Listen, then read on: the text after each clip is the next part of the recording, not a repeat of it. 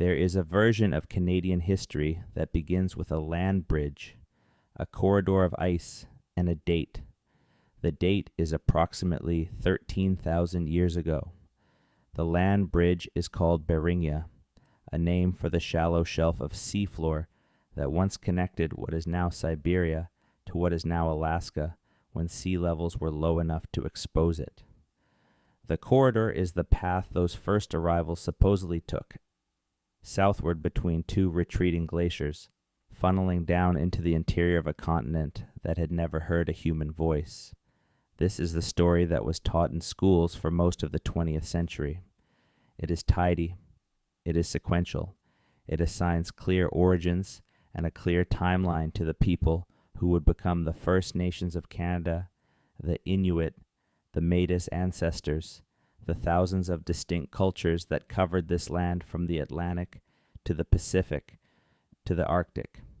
The problem is that the evidence has stopped cooperating with this story, not in small ways, in large, fundamental, irreversible ways.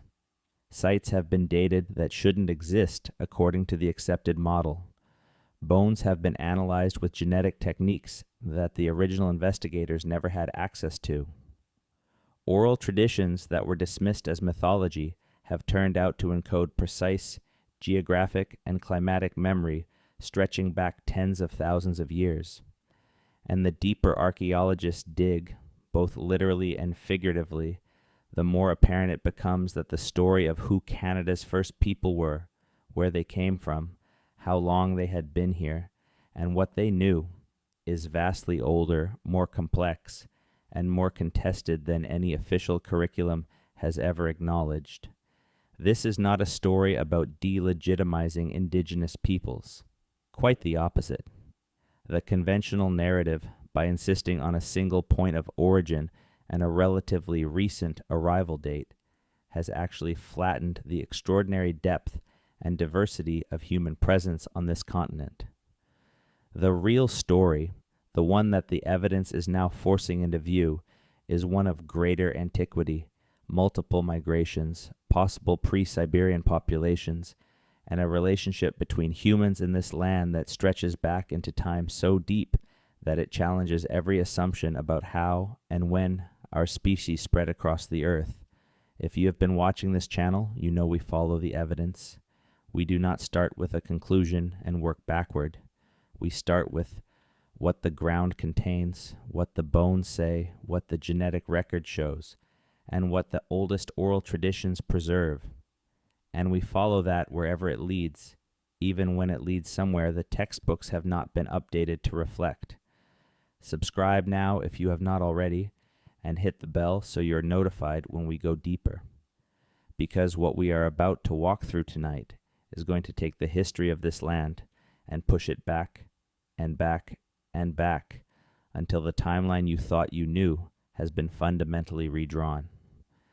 The story of the first Canadians does not begin in a textbook. It does not begin in a government report or a museum exhibit. It begins in the ground.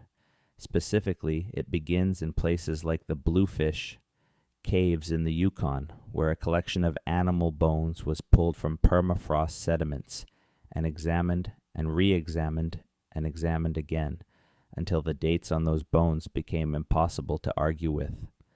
The Bluefish caves sit in the northern Yukon near the Bluefish River, tucked into a limestone ridge above the surrounding tundra.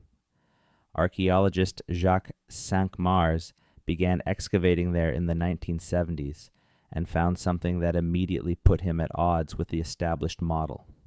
Among the animal bones, which included the remains of horses, mammoths, and bison, were specimens that showed unmistakable signs of human modification. Cut marks, spiral fractures consistent with marrow extraction, the kind of damage that does not happen by accident, that requires a mind and a hand and a purpose. The dates on those bones were the problem. Cinq-Mars was getting dates of 24,000 years before the present. Some specimens pushed even further back. This was not supposed to be possible. According to the Clovis first model that dominated North American archaeology at the time, humans had not reached this continent until roughly 13,000 years ago at the earliest. The Clovis people, named for the distinctive fluted stone tools found near Clovis, New Mexico in the 1930s, were the supposed founders of all indigenous North American lineages.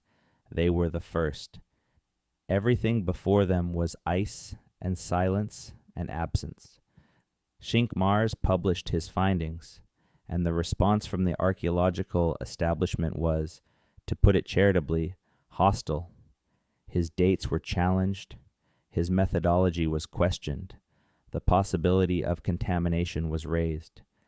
The idea that animal bones with cut marks in a cave in the Yukon predated Clovis by more than 10,000 years was treated not as a finding to be investigated, but as a claim to be refuted. Cinq-Mars spent much of the rest of his career under a cloud of professional skepticism that was, in retrospect, far more ideological than scientific. He died in 2019. He did not live to see the full vindication that came shortly after. In 2017, a team of researchers reanalyzed the Bluefish Caves material using improved dating techniques and a more rigorous taphonomic analysis, meaning a detailed study of how the bones had been modified and by what processes. The results confirmed what Cinq-Mars had argued for 4 decades. The cut marks on the bones were made by stone tools. The dates were genuine. Humans, or beings with human-level tool-using capacity, had been present in the Yukon at least 24,000 years ago. This placed them there not just before the supposed Clovis migration, but before the last glacial maximum, the peak of the last ice age, when the Laurentide and Cordilleran ice sheets covered most of what is now Canada in glaciers kilometers thick. The people at Bluefish Caves were not migrants following retreating ice southward. They were already here when the ice came. What does it mean for the people to have been here before the ice? It means first that the story of a single migration event from Siberia across a land bridge at a specific point in time is not the whole story. It means that human presence in the Western Hemisphere has at least one more chapter that we have barely begun to read.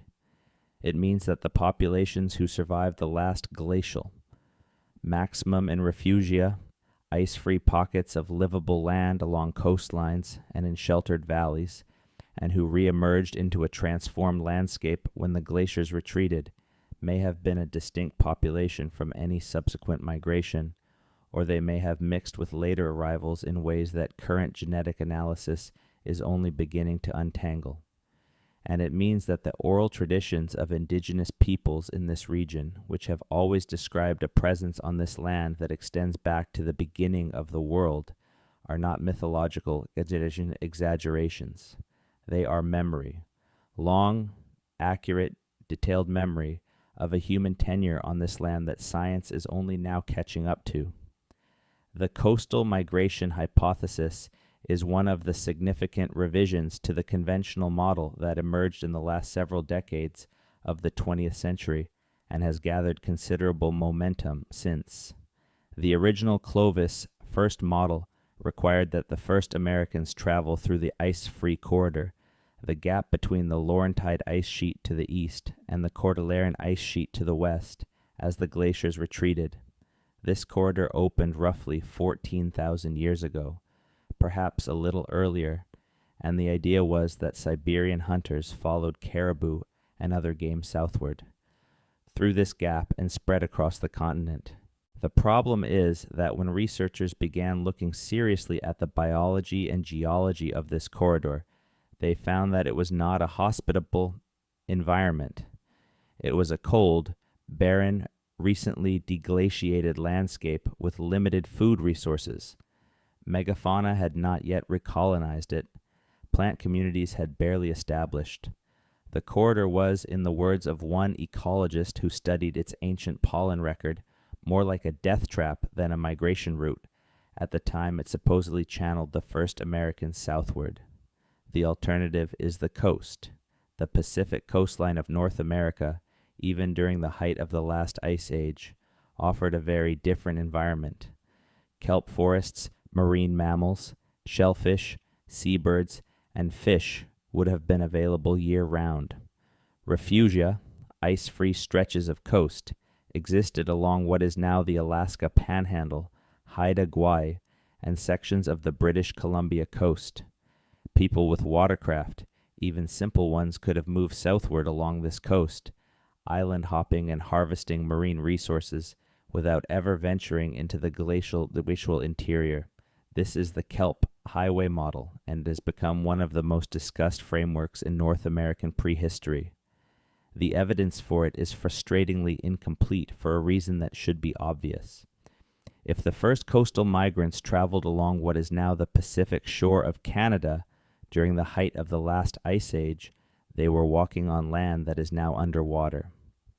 Sea levels were dramatically lower during the glacial maximum, and as the ice melted, the ocean rose and drowned the coastlines where these early people would have lived, camped, fished, and buried their dead. Finding archaeological evidence of coastal migration in Canada means looking on the seafloor, which is expensive, technically difficult, and rarely funded at the scale the question deserves.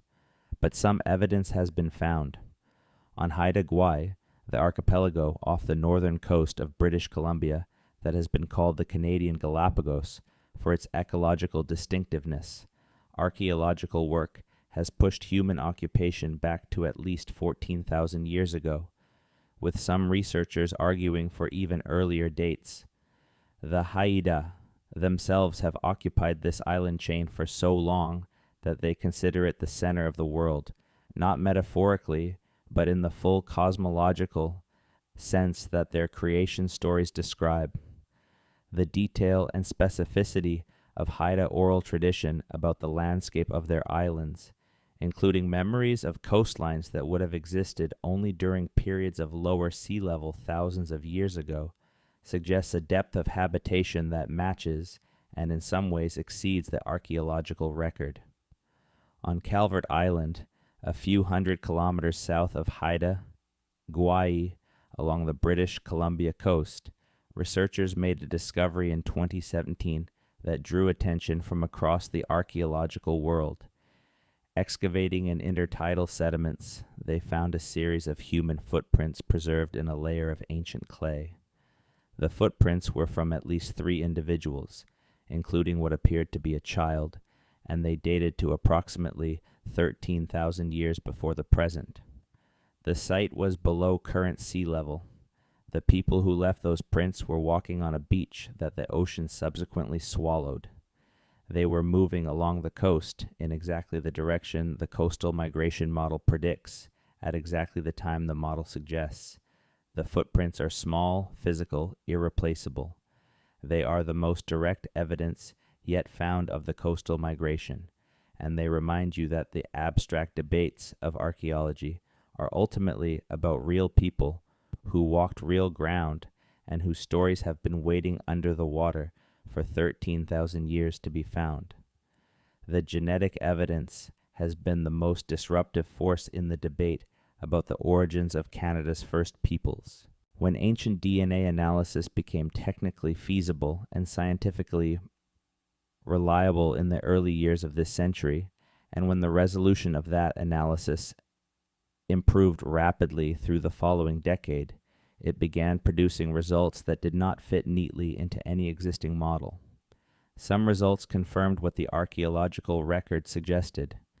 Others introduced entirely new complications that are still being worked through. The Anzac child is one of the most important genetic data points in the entire Western Hemisphere. Found in Montana in 1968 during construction work, the skeletal remains of a child approximately 1 to 2 years of age were recovered along with a collection of Clovis tools, the oldest burial associated with Clovis culture ever found. For decades, the child's remains were held in private possession, which limited scientific study.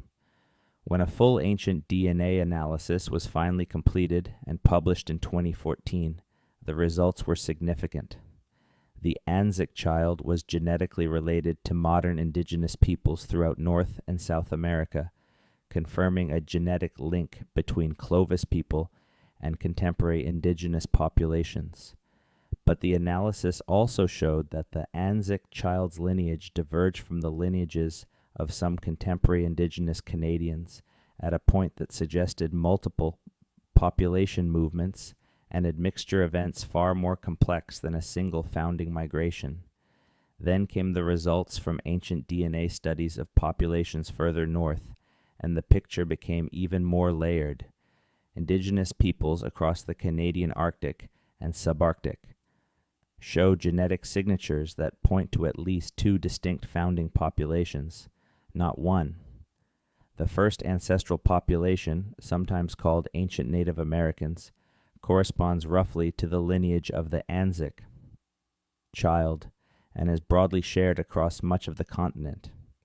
The second ancestral population, associated with the ancestors of Athabascan-speaking peoples and the Na-Dene language family more broadly, arrived from Asia in a separate, later migration. Then there are the Inuit and related Arctic peoples, whose ancestors represent a third, still later movement of people from northeastern Asia, distinct from both earlier populations. 3 founding populations, multiple migrations, a continent whose human population was assembled over thousands of years through waves of arrival and mixing and differentiation, not a single founding event. And then there is the X haplogroup. This is one of the most discussed and most contested pieces of genetic evidence in the debate about pre-Columbian contact between the Old World and the Americas. Mitochondrial haplogroups are lineages inherited through the maternal line, and they are used to track ancient population movements because they accumulate mutations at a relatively predictable rate over time. Most indigenous American mitochondrial lineages belong to haplogroups A, B, C, and D, all of which have clear Asian ancestry and point toward migration from Siberia. But haplogroup X is different. It is present in indigenous North American populations, most notably among the Algonquin-speaking peoples of the Great Lakes region, including some First Nations communities in Ontario and Quebec. And it is also found in Europe and the Near East, where it appears in ancient populations dating back tens of thousands of years, including Neanderthal-associated lineages and early modern European populations.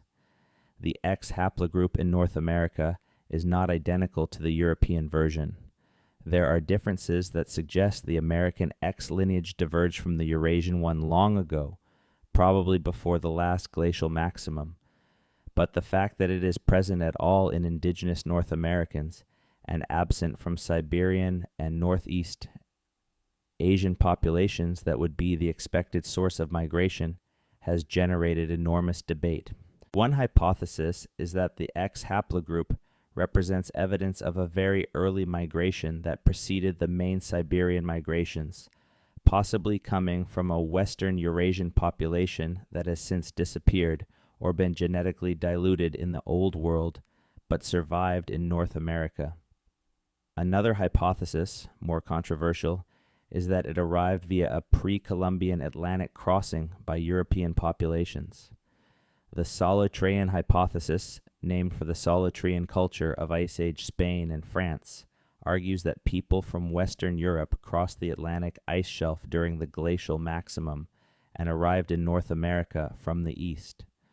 Most geneticists and archaeologists regard this hypothesis with skepticism, and the specific version of X found in North America does not cleanly support a direct Solutrean connection. But the presence of the haplogroup at all in populations that have no other genetic markers of European ancestry remains a genuine puzzle that has not been fully resolved. What the genetic evidence collectively demands is an acceptance that human prehistory in Canada was not simple, not linear, and not complete in any version that was written before the genomic revolution of the 21st century. The people who were here when European explorers arrived in the 15th and 16th centuries were themselves the product of thousands of years of migration admixture, population replacement, isolation, and reconnection. They were not a monolithic original population. They were the descendants of multiple founding events, shaped by environments that no longer exist in the same form, carrying genetic memories of old world populations that have, in some cases, vanished entirely from their places of origin. The depth and complexity of their origins is an argument for more respect, not less, for the extraordinary diversity of cultures, languages, and knowledge systems that developed on this land over an almost incomprehensible span of time. The oral traditions of Canada's Indigenous peoples have been treated inconsistently by the academic disciplines that study them. Linguists and ethnographers have collected them, cataloged them, and in many cases published them in forms that strip away their context and meaning. Historians have sometimes cited them as supplementary color in accounts that prioritize documentary evidence from European sources, and archaeologists have occasionally ignored them entirely on the grounds that oral tradition is inherently unreliable as a record of specific past events. This dismissal has been, in multiple documented cases, directly contradicted by subsequent physical evidence.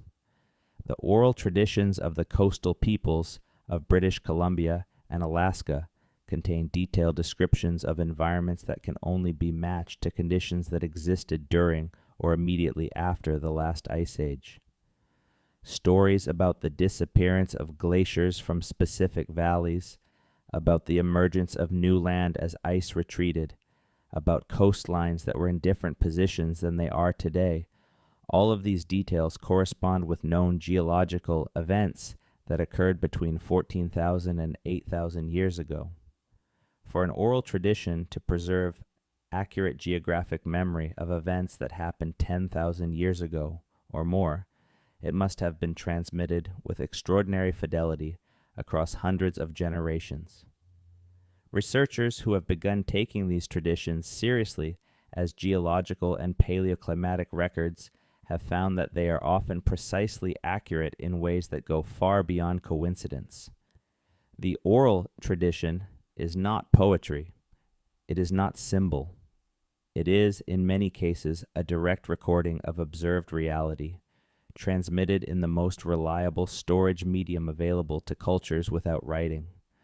The trained human memory embedded in ritual, song, and ceremonial narrative.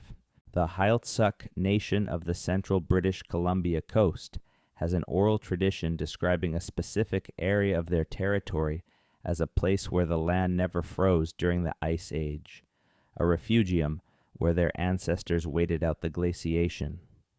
For a long time, this tradition was treated as legend. Then, an underwater archaeological survey of the area the Beothuk described produced evidence of a seafloor midden, a pile of discarded shellfish shells indicating sustained human habitation, dated to the period of the last glacial maximum.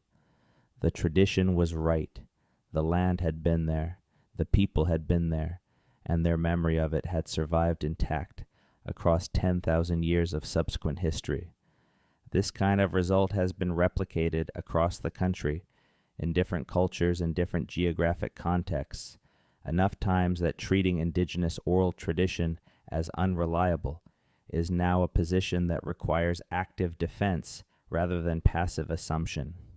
The Haida oral tradition of a great flood corresponds to documented post-glacial sea level rise. Cree oral traditions about great animals that lived on the land before the current era contain descriptions that match known megafauna: the woolly mammoth, the giant beaver, the short-faced bear, animals that went extinct in North America at the end of the Pleistocene 12,000 years ago. The people whose ancestors watched these animals live and die on the land of what is now Canada were there. Their oral records say so, and the physical and genetic evidence increasingly agrees. The question of languages is one of the most revealing windows into the deep history of human habitation in Canada.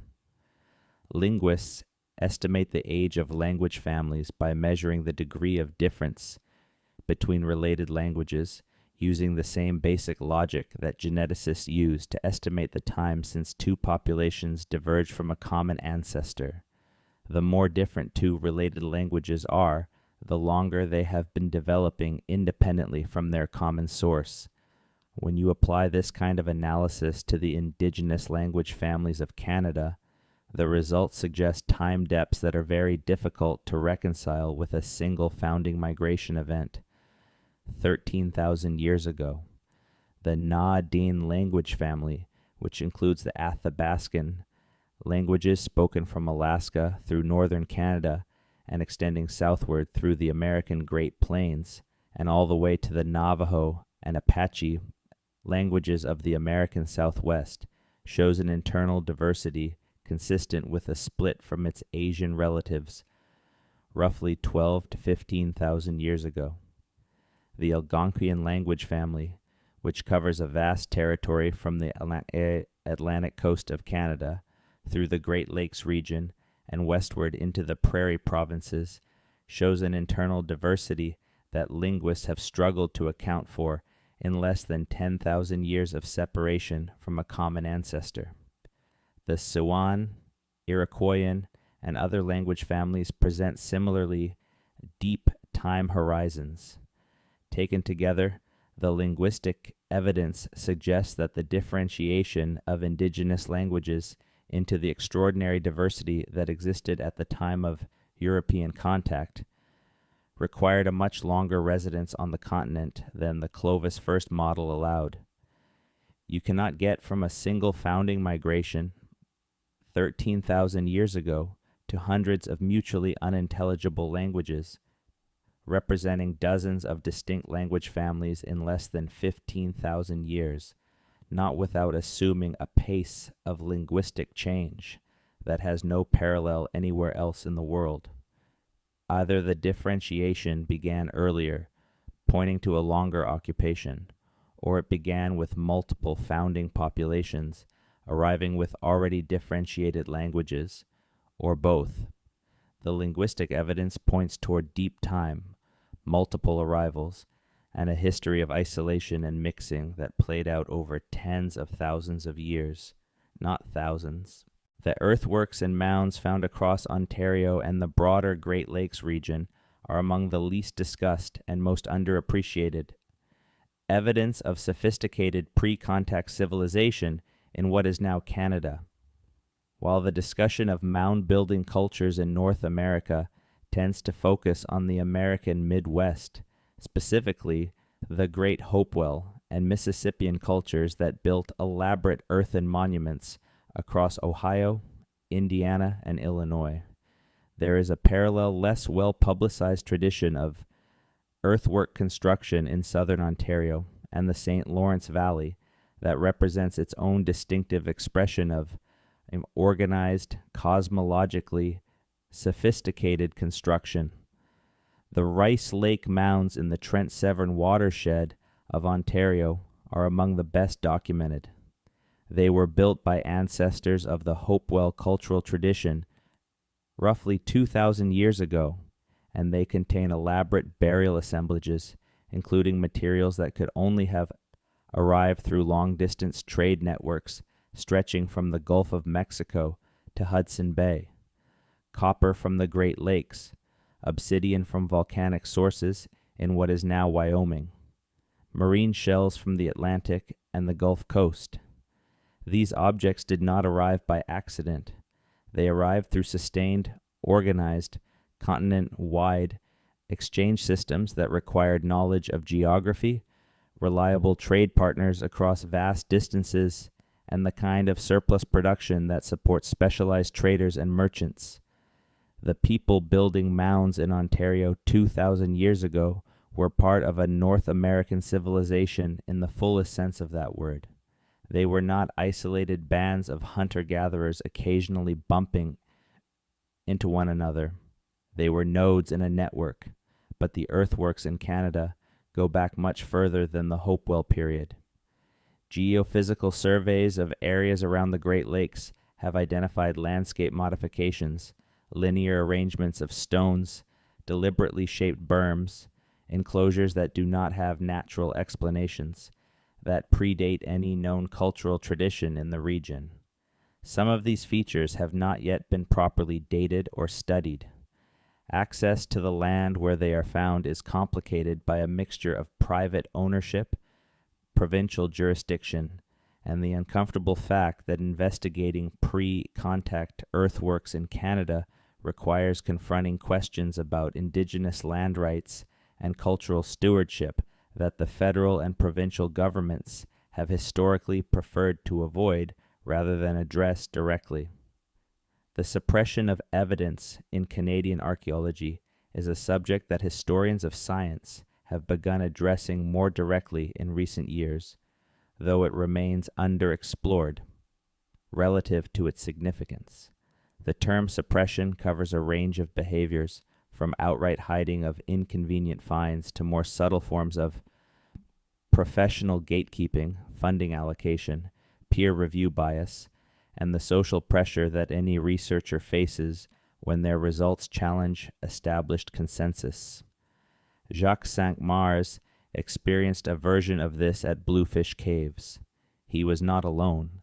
There is a broader pattern in the history of North American archaeology in which finds that predated the accepted timeline for human arrival were repeatedly dismissed, defunded, or simply not followed up on in the ways that findings consistent with the consensus model routinely were.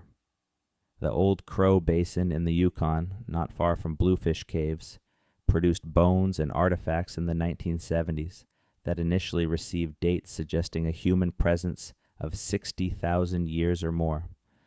These dates were later revised downward when improved techniques were applied, and the original spectacular claims were discarded. But the revision was seized on as evidence that all pre-Clovis claims were suspect, a logical fallacy that nevertheless shaped funding and publication decisions for years afterward.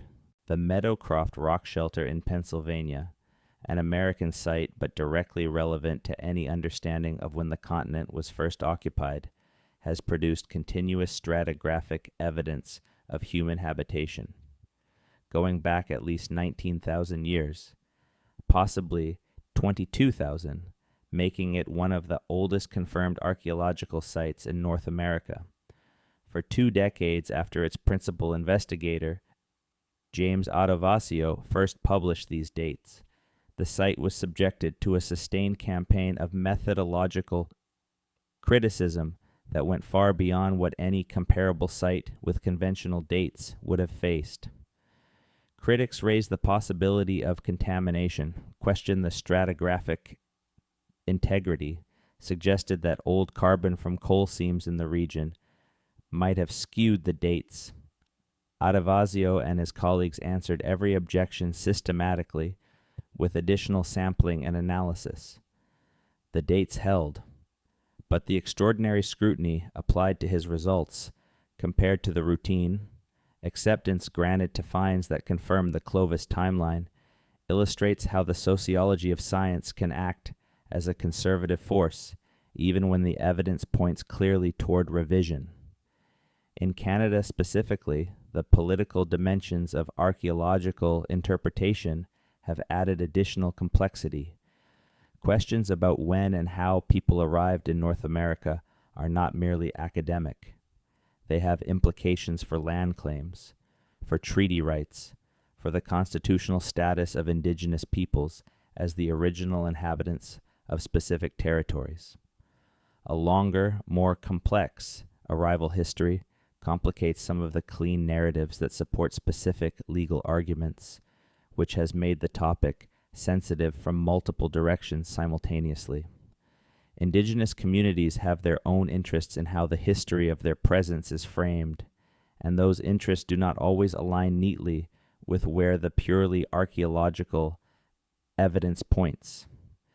Researchers working in this field must navigate a landscape where scientific questions intersect with politics, law, and cultural identity in ways that make straightforward evidence, following unusually fraught. None of this means that the evidence should be ignored or distorted to fit any particular political or cultural need. It means that interpreting the evidence requires more care, more consultation, more humility, and more willingness to sit with uncertainty than the field has traditionally expected of its practitioners. The people whose ancestors' bones are being studied and whose oral traditions are being analyzed as data have a stake in the conclusions that goes beyond academic interest. Doing justice to both the scientific evidence and the human communities connected to that evidence is the actual challenge that the field now faces. The Norse arrival in Canada, documented at L'Anse aux Meadows on the northern tip of Newfoundland and confirmed by archaeology since the 1960s, is the one pre-Columbian contact story that has been officially accepted by mainstream history. The site, excavated by Helga and Arnstein Ingstad, contains the remains of a Norse settlement dated to approximately 1,000 years ago, around the year 1000 of the Common Era. The sagas of Eric the Red and Leif Erikson describe this settlement and the surrounding region, which they called Vinland, in terms that broadly correspond to the geography of the area. The site is now a UNESCO World Heritage Site, which means that this particular piece of alternative history has been fully domesticated into the official narrative. But L'Anse aux Meadows is almost certainly not the full extent of Norse activity in North America. The sagas describe multiple voyages, multiple settlements attempted, multiple encounters with the indigenous peoples they called Skraelings, a term used for both the Inuit and the peoples of the northeastern woodlands. Chemical analysis of worked copper found at sites in the Canadian Arctic has identified material that matches the metallurgical signature of Norse copper, rather than native copper from known indigenous sources. The geographic range of Norse activity in Canada was likely substantially wider than the single confirmed site in Newfoundland, and the interactions between Norse visitors and the indigenous peoples they encountered, interactions that the sagas describe as sometimes violent and sometimes transactional, may have left traces in the genetic record of northeastern indigenous populations that have not yet been systematically looked for. The question of what cultural or biological exchange occurred between Norse visitors and indigenous North Americans over the roughly 3 centuries that the sagas suggest contact was maintained is one of the most interesting open questions in Canadian prehistory. There are tantalizing hints. A spindle whorl of clearly Norse manufacture was found at a site in the Canadian Arctic, far from L'Anse aux Meadows, suggesting that Norse objects were moving through indigenous trade networks. Genetic studies of some northeastern indigenous populations have found European-type markers that date to before the Columbus contact period, though the interpretation of these markers is contested. Norse words have been proposed as possible sources for certain terms in Mi'kmaq and other northeastern indigenous languages, though comparative linguistics is a field where overenthusiastic pattern matching has produced many false positives over the years, and these proposals require much more rigorous analysis before they can be taken seriously. What is certain is that the Norse contact period, brief and ultimately unsuccessful from the Norse perspective, was not without consequence for the indigenous peoples who experienced it. The Skraelings described in the sagas were not passive recipients of contact. They fought back, effectively enough that the Norse settlements were eventually abandoned. They traded for goods they found useful. They incorporated Norse objects into their material culture and presumably their ceremonial life. They did what human beings have always done when confronted with strangers bearing unfamiliar technology. They evaluated, they engaged selectively, and they adapted on their own terms. The Beothuk of Newfoundland occupy a unique and devastating place in the history of Canada's first peoples. They were the people of Newfoundland at the time of European contact, the people whom the Norse called Skraelings on their earliest voyages, the people who gave the continent its first European nickname when their practice of painting their bodies and tools with red ochre led European sailors to use the term Red Indians, a term that subsequently spread to refer to all indigenous North Americans, despite its accidental origins. The Beothuk are also the only indigenous people in Canadian history who have been declared completely extinct. The last known Beothuk, a woman named Shenawdathit, died in St. John's in 1829. The history of how the Beothuk were exterminated is a story that Canada has been slow to confront directly.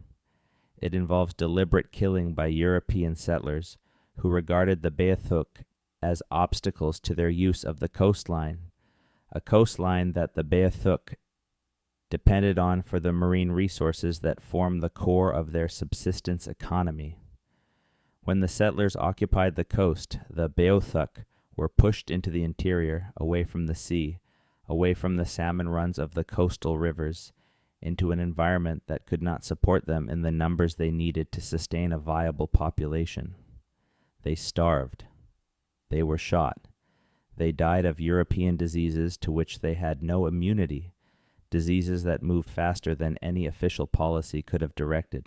And the knowledge they carried, the accumulated understanding of a culture that had been evolving on the island of Newfoundland for at least 9,000 years, was lost with them, or almost lost. Shenawdathit, in the last years of her life, created a series of drawings and maps under the direction of William Epps Cormack, a settler who had become interested in preserving some record of Beothuk culture before it disappeared entirely. These drawings are among the most poignant documents in Canadian history. They show Beothuk camps, Beothuk ceremonies, Beothuk tools, and material culture, sketched by a woman who knew she was the last of her people, and who seems to have understood that the drawings were the only form of survival available to her world. Some of those drawings have been lost. The ones that survive are held in the archives in St. John's, and have been analyzed repeatedly by anthropologists trying to reconstruct at least the outlines of what the Beothuk were and how they lived. What the drawings and the archaeological record of Beothuk sites reveal is a culture of considerable sophistication and adaptability. The Beothuk had developed a distinctive red ochre tradition that went far beyond personal decoration. Red ochre was applied to tools, to canoes, to the bones of the dead, to the landscape itself in some ceremonial contexts.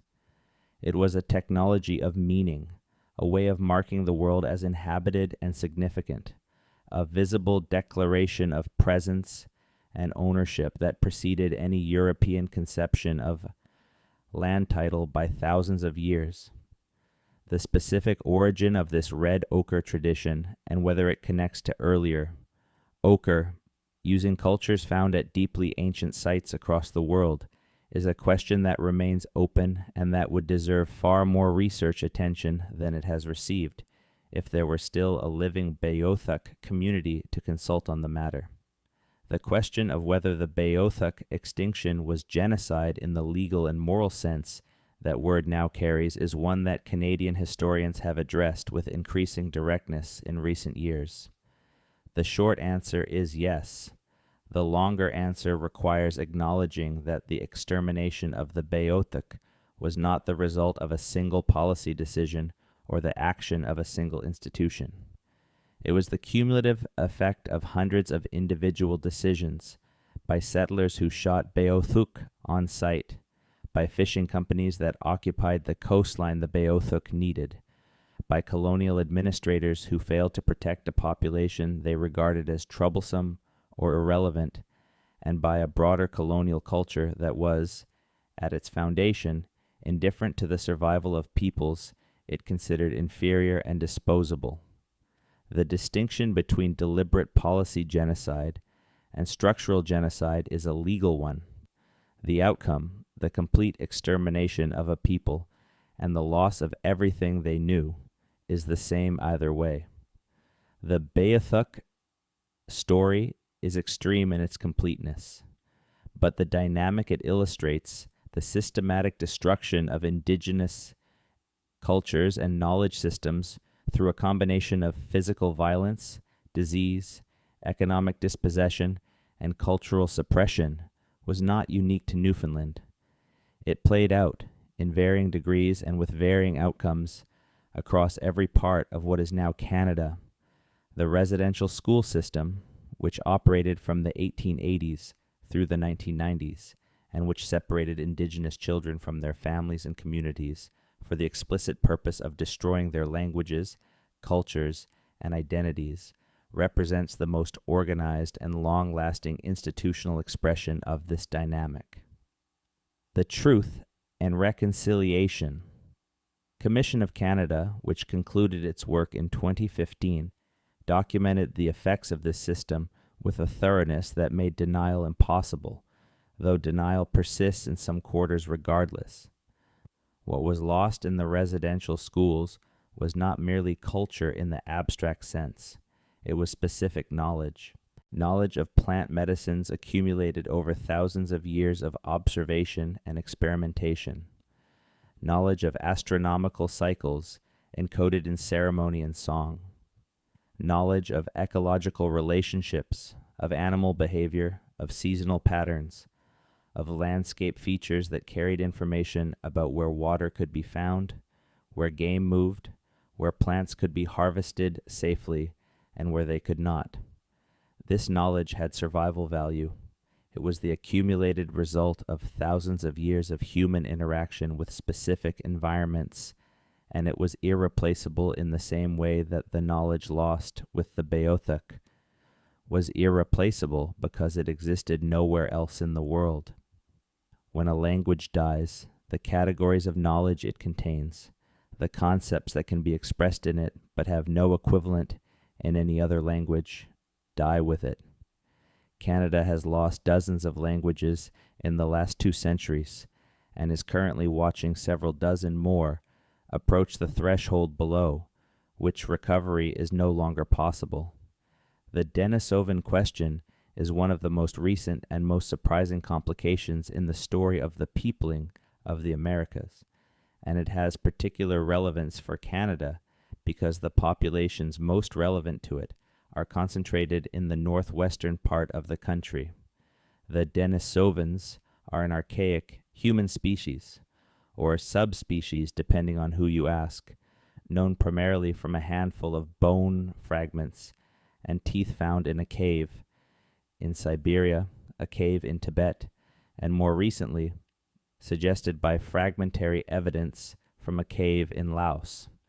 Their genome has been sequenced from the Siberian material, and that genome has turned out to be present in the DNA of living humans in several regions, most notably in the populations of Papua New Guinea and the broader Pacific, where up to 6% of the genome of some individuals can be traced to Denisovan ancestry. But Denisovan ancestry has also been detected, in smaller amounts, in some indigenous populations of the Americas. A 2019 study found evidence of Denisovan admixture in the genomes of some Amazonian indigenous groups, a finding that was initially treated with considerable skepticism and has since been partially replicated with different methodologies. More relevant for Canada is evidence suggesting that some Athabascan-speaking populations of northwestern Canada and Alaska may carry traces of archaic admixture that do not fit cleanly into either the Neanderthal or the known Denisovan reference genomes, suggesting either a third archaic population or a Denisovan subgroup that has not yet been identified from physical remains. What this means in plain terms is that the people who came to North America were not purely modern humans in the genetic sense. They carried in their genomes the biological legacy of encounters with archaic human populations in Asia, encounters that happened tens of thousands of years before the migrations that brought people to North America. Some of that archaic DNA may have conferred advantages in specific environments. There is evidence that Denisovan-derived gene variants are involved in the high-altitude adaptation of Tibetan people, and it would not be surprising if similar adaptations to cold, to specific immune challenges, or to other environmental pressures were part of the package that ancient Canadians inherited from their archaic ancestors. The image that emerges from all of this, from the genetics, the archaeology, the linguistics, and the oral traditions, is of a continent that was populated not by a single founding event, but by a long, complex, overlapping series of arrivals and adaptations and encounters. The first people to reach what is now Canada came at least 24,000 years ago, and possibly much earlier. They survived the last glacial maximum in Refugia along the coast, and possibly in ice-free pockets of the interior. They were followed thousands of years later by new groups who came down the coast and through the interior corridor as the ice retreated. Still later, the ancestors of the Na-Den peoples arrived in a separate migration, bringing languages and material culture from northeastern Asia that are distinct from those of the earlier arrivals. And then, in the far north, the ancestors of the Inuit and their relatives made their way across the Arctic in what was essentially the last major migration of people into North America before the European contact period. All of these groups, over thousands of years, adapted to the extraordinary range of environments that Canada presents. The tundra of the Arctic, where the Inuit developed one of the most technically sophisticated cold environment cultures in human history.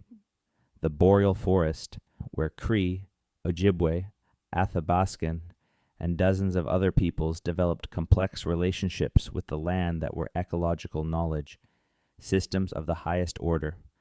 The Pacific coast, where cultures like the Haida, Tlingit, Tsimshian, and Heiltsuk, among many others, built maritime civilizations of extraordinary wealth and artistic complexity, supporting dense populations through the management of salmon runs and other marine resources that amounted to a form of aquaculture preceding European contact by thousands of years.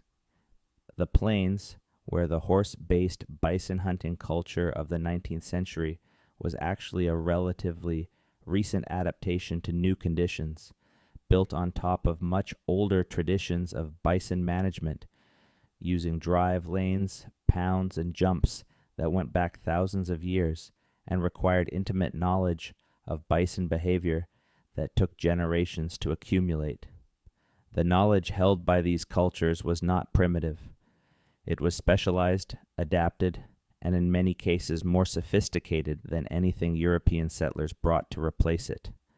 The management of salmon runs by Pacific coast peoples, including the careful use of fish weirs, the selective harvesting that preserved breeding populations, and the ceremonial protocols that enforce sustainable harvest limits, produce stable, abundant fisheries for thousands of years.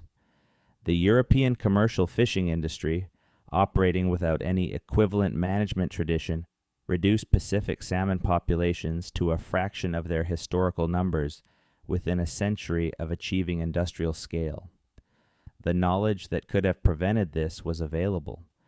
It was held by the people who had been managing those fisheries since before the pharaohs built their pyramids. It was ignored. The medicine traditions of Indigenous Canada represent another category of knowledge whose depth and effectiveness has been systematically underestimated and inadequately studied. The pharmacological knowledge encoded in Indigenous plant medicine traditions represents the result of thousands of years of observation, experimentation, and accumulated clinical experience. Many compounds that now form the basis of pharmaceutical drugs were first identified by indigenous healers and brought to the attention of Western science through the study of indigenous medicine. Aspirin's active ingredient was derived from willow bark, which had been used medicinally by indigenous peoples across the northern hemisphere for millennia. The anticoagulant properties of sweet clover were known to indigenous peoples of the Great Plains before they were documented by Western veterinary science. The list is long and is still being extended as ethnobotanists work to document plant knowledge that is at risk of being lost as the last fluent speakers of specific indigenous languages age and die. The astronomical knowledge of Indigenous Canadian peoples is another domain that has received inadequate scholarly attention. The medicine wheel alignments of the Northern Plains, stone arrangements that encode solar and stellar alignments relevant to the agricultural and ceremonial calendar, demonstrate a level of precision that required sustained observation over many generations. The Cree, Ojibwe, Blackfoot, and other Plains peoples had detailed knowledge of star patterns, planetary movements, and calendrical cycles that served practical purposes, the regulation of seasonal activities, the prediction of weather patterns, the determination of auspicious times for planting, hunting, and ceremony, purposes that required accuracy and therefore demanded accurate observation over long time periods. The Algonquin peoples of Quebec and Ontario have a tradition of celestial knowledge encoded in their oral literature that researchers have only begun to systematically analyze. Stories about specific star formations, about the movements of planets, about solar and lunar eclipses, are embedded in narrative traditions that were transmitted as entertainment and ceremony, but that carry within them a precise record of observed astronomical phenomena. Working backward from these observations using astronomical modeling software, researchers have in some cases been able to date the observations to specific windows of time thousands of years ago, providing independent confirmation of the antiquity of the oral tradition and the accuracy with which it was maintained. The political history of how Indigenous peoples in Canada lost their land is well documented in outline and disastrously under-discussed in practice. The treaty system, which covers much of southern Canada, was presented to Indigenous signatories as a framework for coexistence and shared use of the land. It was interpreted by the Canadian government as a mechanism for extinguishing Indigenous title to land and converting it to Crown ownership. The gap between what Indigenous treaty negotiators understood they were agreeing to and what the Canadian government believed it had secured through those treaties is the foundational legal and moral problem of Canadian history, and it has not been resolved. It is actively litigated in Canadian courts to this day, generating rulings that have progressively affirmed a broader interpretation of Indigenous rights than the government has historically been willing to acknowledge. The numbered treaties, 11 treaties negotiated between 1871 and 1921, covering the Prairie Provinces, the Northwest Territories, and parts of Ontario and British Columbia, are particularly fraught. The Indigenous leaders who signed them were, in many cases, under extreme duress. Buffalo herds had collapsed. Smallpox had devastated populations. The Northwest Mounted Police were a visible symbol of the force available to back up the government's position. The choices available to Indigenous leaders in this context were not truly free choices, and the treaties that resulted from this process carry the mark of that coercion, even when they appear on paper to be voluntary agreements.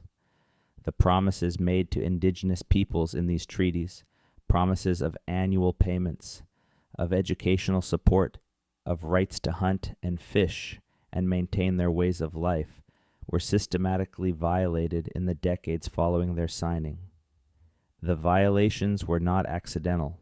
They were deliberate policy pursued by a government that regarded the eventual assimilation or disappearance of Indigenous peoples as inevitable and desirable. Understanding who Canada's first peoples really were requires understanding not just where they came from and how long they had been here, but what they built in the time they had. And what they built was not merely a set of survival strategies, it was civilization. Not civilization in the narrow European sense that requires cities and writing and hierarchical states, but civilization in the broader sense of organized, sustainable, culturally rich human communities with elaborate systems of governance, knowledge management, economic exchange, and artistic expression.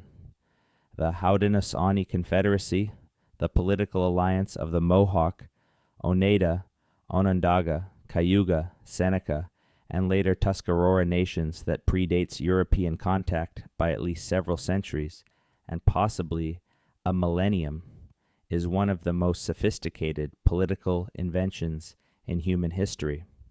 Its structure, with its carefully designed checks and balances between different levels of authority, its mechanisms for achieving consensus without coercion, and its provisions for managing conflict between member nations, influenced the design of the American constitutional system in ways that are documented in the historical record, even if they are under-acknowledged in standard accounts of American political philosophy.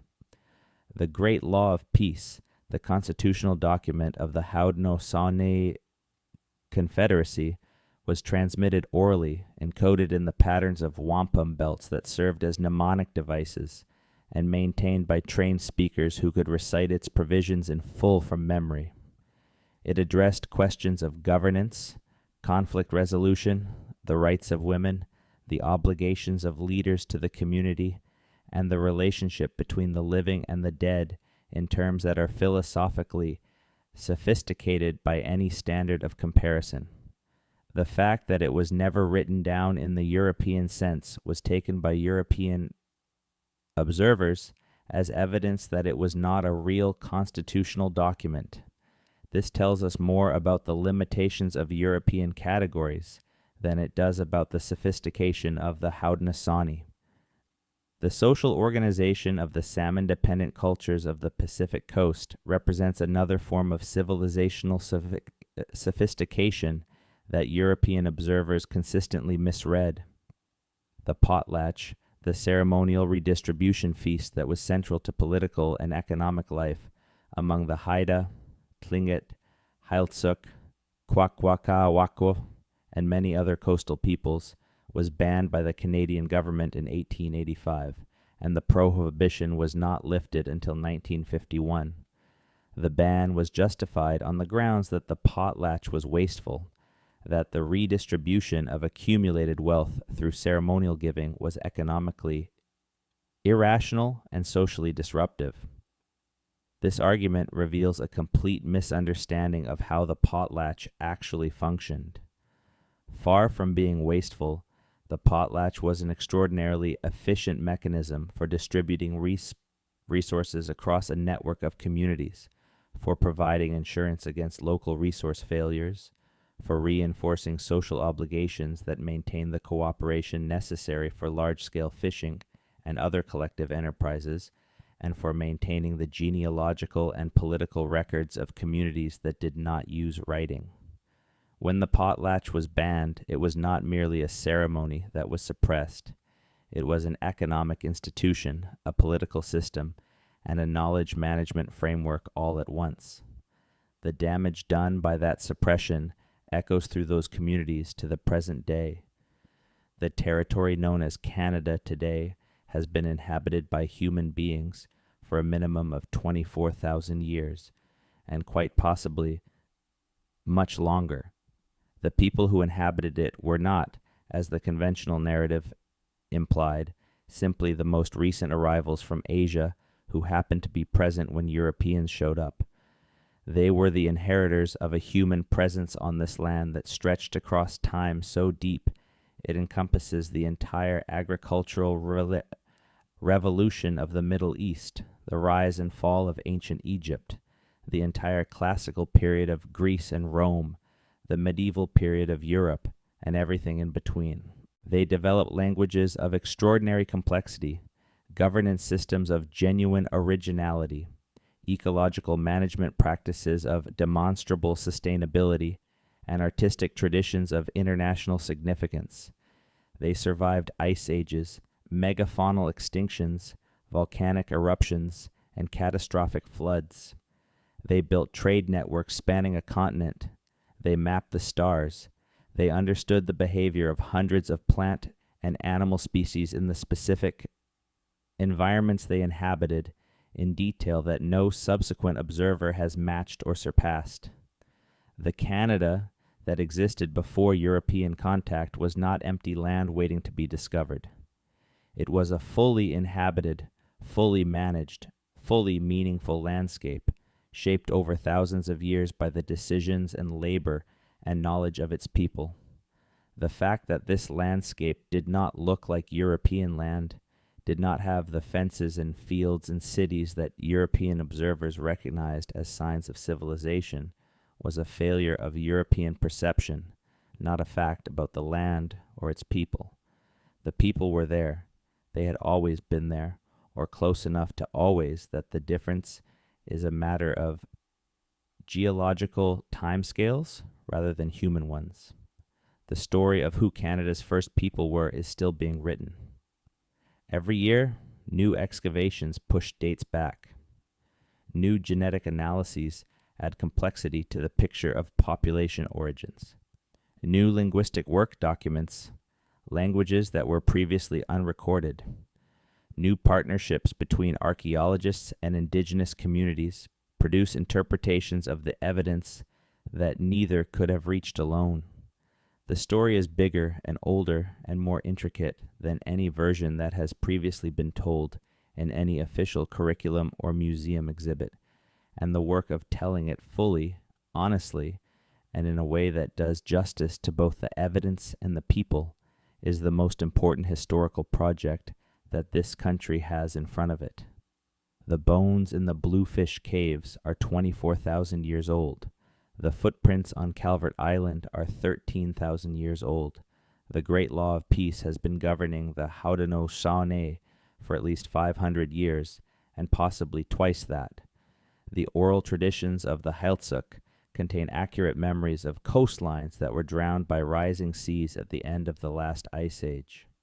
The X haplogroup in the DNA of Algonquin speakers points toward a founding population that has no clear equivalent in the current Old World genetic record. These are not the ingredients of a simple story. They are the ingredients of a true one. The true story of Canada's first peoples is not smaller than the official narrative. It is vastly larger. It is older. It is more diverse. It encompasses more human ingenuity, more adaptation, more survival in the face of impossible odds, and more loss at the hands of forces both natural and colonial than any comfortable summary can hold. Doing it justice requires exactly what the evidence demands: more time, more attention, more willingness to let the ground tell us what it knows, and more humility before the extraordinary depth of human presence on this land. The river is still talking. The caves still have bones to yield. The DNA still has stories to tell. And the oral traditions, in the languages that have survived, are still transmitting knowledge that was old when Rome was young. Canada's first people were not who we were told they were. They were more, much more, and the work of understanding them fully has barely begun. The Dorset culture is one of the strangest and most consequential chapters in Canadian prehistory, and it is one that most Canadians have never heard of. The Dorset people, known in Inuit oral tradition as the Tunit or Sivulirmut, meaning the first people, occupied the Canadian Arctic and Greenland for roughly 4,000 years before they disappeared, quietly and completely, around 1,000 years ago. Their disappearance coincided almost exactly with the arrival of the Thule people, the direct ancestors of the modern Inuit, who expanded rapidly eastward across the Arctic from Alaska beginning around 1000 CE. Whether the Dorset were absorbed, displaced, or exterminated by the Thule is one of the genuinely unsettled questions of Arctic archaeology, and the answer to it illuminates something important about how the human history of Canada has never been a simple, static story of one people in one place since the beginning of time. The Dorset were not the first people in the Arctic either. Before them came the Arctic small tool tradition, a culture that spread across the Canadian Arctic from Alaska roughly 5,000 years ago, bringing a distinctive technology of tiny, precisely worked stone tools that required a level of craftsmanship, remarkable in any context. The Arctic small tool tradition, or people were themselves preceded by other populations about whom we know almost nothing, whose traces are fragmentary, and whose relationship to the subsequent Dorset culture is a matter of ongoing debate. The Arctic is not a land of unbroken continuity. It is a land of arrivals, extinctions, and replacements, of populations that flourished and then vanished in the face of climate shifts, or the pressure of better adapted newcomers, in a dynamic that has repeated itself multiple times over the last 5,000 years of documented human occupation. What the Dorset were, in the period before their disappearance, was a culture of extraordinary artistic productivity for an Arctic people. Their carvings of animals and human figures, worked from ivory, bone, and antler, are among the most distinctive objects in the archaeological record of Canada. The bear figures in particular, small, intensely worked ivory carvings that often show the animal in a state of spiritual transformation, half bear and half something else, suggest a cosmological sophistication and an engagement with the relationship between the human and animal worlds that was as developed, in its own terms, as anything produced by the great artistic traditions of the more southerly cultures. The Dorset shamanic tradition, insofar as it can be reconstructed from the surviving objects and from Inuit oral memory of the Tunit, involved an intimate, personally dangerous relationship with the spirit world that the individual shaman navigated on behalf of the community. This is not superstition, it is a technology of meaning, a way of organizing human experience and knowledge in relation to an environment that is actively trying to kill you most of the year. The Tunit of Inuit oral tradition are described in ways that suggest the Dorset were physically and culturally different from the Thule ancestors of the Inuit. They are described as very strong, stronger than the Inuit, as people who could drag a walrus across the ice by themselves. They are described as shy and easily frightened, as people who fled from the Inuit in some accounts, or who were driven away. Some accounts say the Tunit simply left, moving to places the Inuit did not go. Others say there was conflict. The genetic evidence from ancient Dorset DNA, which has been successfully extracted from several specimens, shows that the Dorset were indeed genetically distinct from the Thule Inuit and from all modern indigenous North American populations. They were a separate lineage, derived from an earlier migration into the Arctic, who developed in relative isolation for thousands of years before they vanished. Some researchers have suggested that a small amount of Dorset ancestry may have survived in some Inuit populations, but this has not been definitively confirmed. For practical purposes, the Dorset represent a human lineage that was completely replaced, leaving behind only their art objects and the faint memory of their existence in Inuit stories. The Thule culture that replaced the Dorset was itself a remarkable achievement of human adaptation. The Thule developed a technology suite for hunting large marine mammals, including the bowhead whale that was the most sophisticated in the world for cold ocean environments. Their umiak, the large open skin boat that could carry a hunting crew and their equipment across open Arctic water, and their kayak, the individually fitted closed cockpit hunting vessel that has been refined but not fundamentally improved in 1,000 years of subsequent development, were engineering achievements that gave the Thule access to food resources unavailable to any previous Arctic culture. The bowhead whale can weigh up to 100 tons.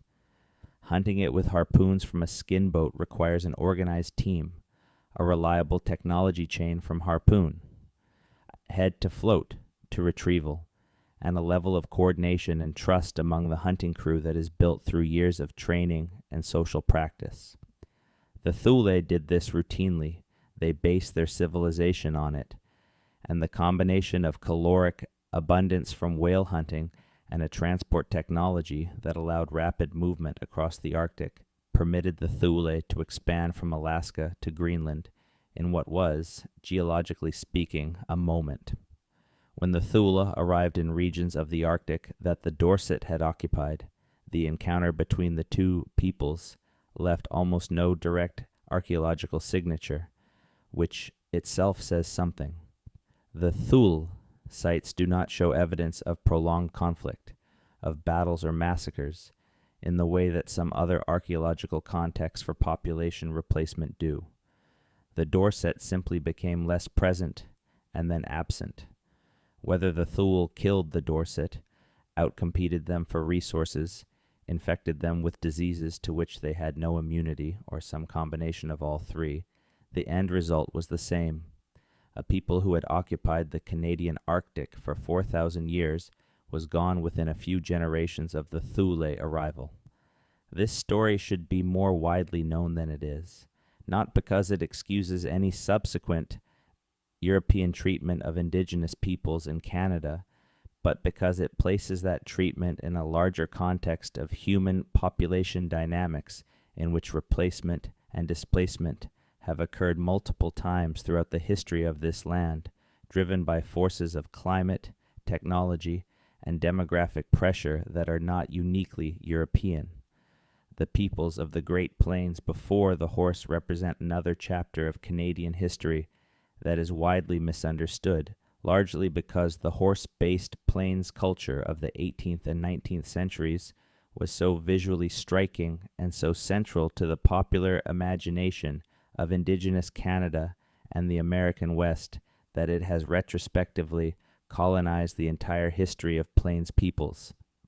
The image of the mounted warrior, the teepee village, the buffalo hunt conducted at full gallop, is an image from a specific and relatively brief period in plains history, roughly a century and a half from the time horses became widely available in the northern plains in the early 18th century to the destruction of the bison herds in the 1870s and 1880s.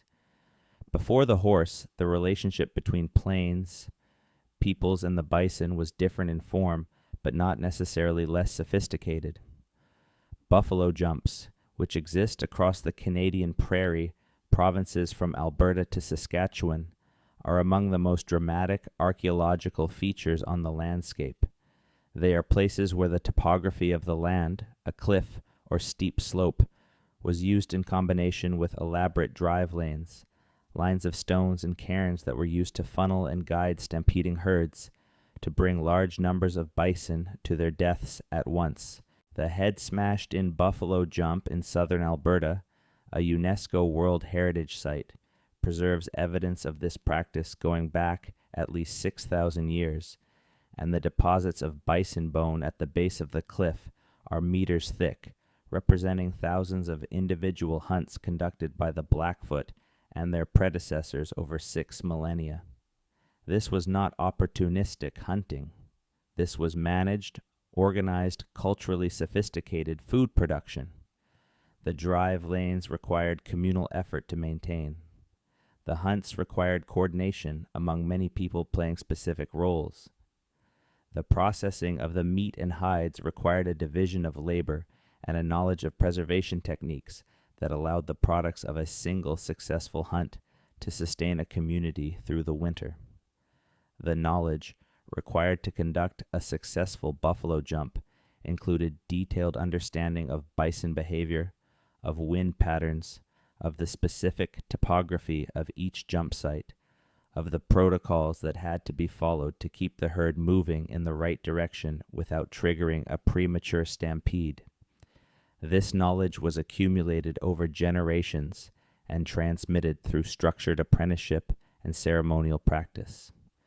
A young man who wanted to learn to be a buffalo runner one of the individuals who guided the herd toward the cliff by running alongside it and maintaining the stampede, had to learn from an experienced runner how to read the herd, how to use his movements and his voice to influence the direction of thousands of animals without being trampled or triggering a collapse of the drive.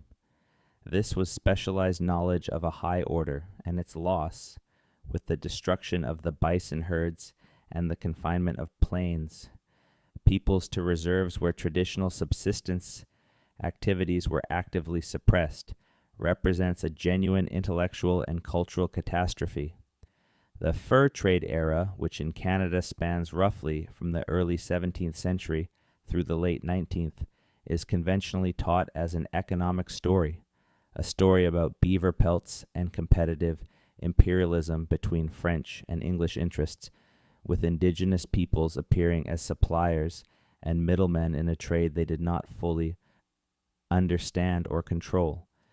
This framing is wrong in almost every particular. Indigenous peoples not only understood the fur trade, they designed much of its operational structure. The Cree and Ojibwe, who dominated the eastern fur trade routes, were not passive participants. They were sophisticated traders who played European competitors against each other, who negotiated favorable terms, who understood perfectly well the long-term implications of becoming economically dependent on European goods, and who made calculated decisions about how to manage that dependency.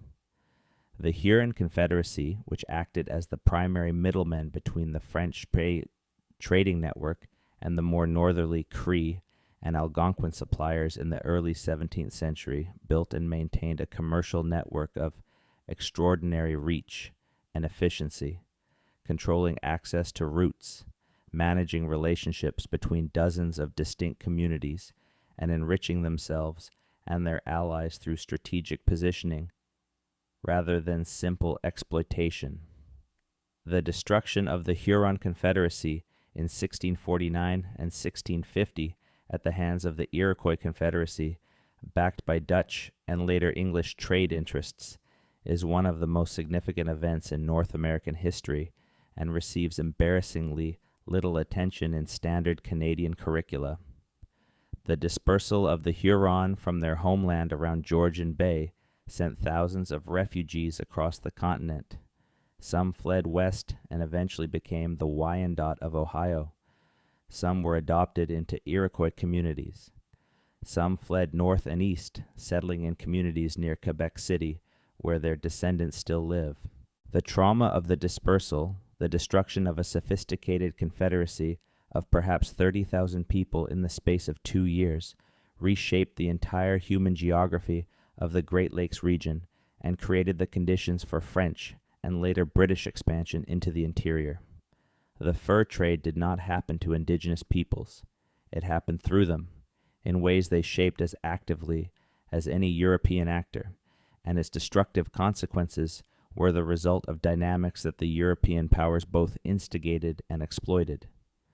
The smallpox epidemics that preceded and accompanied European settlement in Canada are among the most catastrophic demographic events in human history, and they are still not fully accounted for in the numbers that appear in standard historical narratives. The problem is one of documentation. European settlers observed and recorded indigenous populations after the epidemics had already begun their work. The population estimates that Europeans made when they first encountered specific indigenous communities were already substantially reduced from whatever those communities had been before first exposure to European diseases. The degree of reduction is a matter of ongoing scholarly debate, but estimates of population decline between pre-contact levels and the nadir reached in the 19th century range from 50% to 90%, depending on the region and the community. In some areas, the decline was total, as it was for the Beothuk. The psychological, social, and cultural consequences of this level of population loss are impossible to fully reconstruct, but they can be partially imagined. A community that loses 70 or 80 or 90% of its people in the span of a few years loses not just individuals, but the entire matrix of knowledge, relationship, and institutional memory that those individuals embodied. The elder who remembered the protocols for the winter ceremony was gone. The hunter who knew where the caribou crossed the river in difficult years was gone. The midwife who knew which plants could ease a difficult birth was gone. The political leader who had the respect and trust of both the older generation and the younger was gone. Communities that survived at even 10 or 20% of their former size were demographically young, traumatized, stripped of much of their leadership and expertise, and confronted simultaneously with the demands of an unfamiliar European economic and political order. The wonder is not that some indigenous institutions and practices were lost in this period. The wonder is that so many survived. The Mi'kmaq of the Atlantic provinces are among the best documented of Canada's indigenous peoples in the early contact period, and their history illuminates several themes that recur across the country. The Mi'kmaq had been in contact with European fishermen on the Grand Banks and along the coasts of Nova Scotia and New Brunswick for a century or more before formal colonization began, trading with Basque, Breton, and Portuguese fishermen who visited the rich fishing grounds of the Northwest Atlantic from the late 15th century onward. By the time the French began establishing permanent settlements in Acadia in the early 17th century, the Mi'kmaq were already experienced players in the European commercial world, familiar with European goods, already somewhat diminished by European diseases, and politically sophisticated enough to ally themselves with the French against the English in ways that served their own political and territorial interests for more than a century. The Mi'kmaq are also remarkable for having developed a writing system, the Mi'kmaq hieroglyphic writing, which was in use before European contact and was subsequently adapted and expanded by a French missionary in the 17th century. The existence of this writing system was long disputed by European scholars who preferred to believe that indigenous peoples in North America had no writing, but the pre-contact origin of at least parts of the Mi'kmaq graphic system has been increasingly accepted as the scholarly evidence has accumulated. The Mi'kmaq script was used to record songs, prayers, and ceremonial texts, and it functioned as a living writing system in Mi'kmaq communities well into the 19th century. Its existence complicates the simple narrative of a pre-literate indigenous world encountering the literate European world, and it suggests that the category of writing needs to be applied more broadly than it has been in conventional histories of North American cultures. The Iroquois Confederacy, or Haudenosaunee, requires more extended discussion than it typically receives because its significance to the entire trajectory of North American political history has been routinely underestimated by Canadian and American historians alike. The Confederacy, which the Haudenosaunee themselves trace to the teachings of the Peacemaker, a figure who brought the originally warring nations together under a common law, is one of the oldest functioning democratic institutions in the world. Its founding predates any reliable dating, with estimates ranging from the 12th century to the 15th, but even the most conservative dating places it well before the constitutional frameworks of any European nation-state of comparable sophistication. The Great Law of Peace, which governed the Confederacy, established a bicameral-style council system in which the Confederacy's decisions were reached through a process of deliberation and consensus building among the representatives of the member nations. Women held enormous authority in this system. Clan mothers, the senior women of each clan, appointed the male chiefs and could remove them if they failed to serve the community well. Land was held collectively. The hereditary chiefs, the roiner or lords, were not monarchs in any European sense. They were servants of the law, bound by its provisions, and subject to removal if they violated them. the Confederacy had mechanisms for adopting new member nations, for managing disputes between members, and for making decisions that bound all members to a common course of action while preserving a substantial degree of autonomy for each nation in its own internal affairs.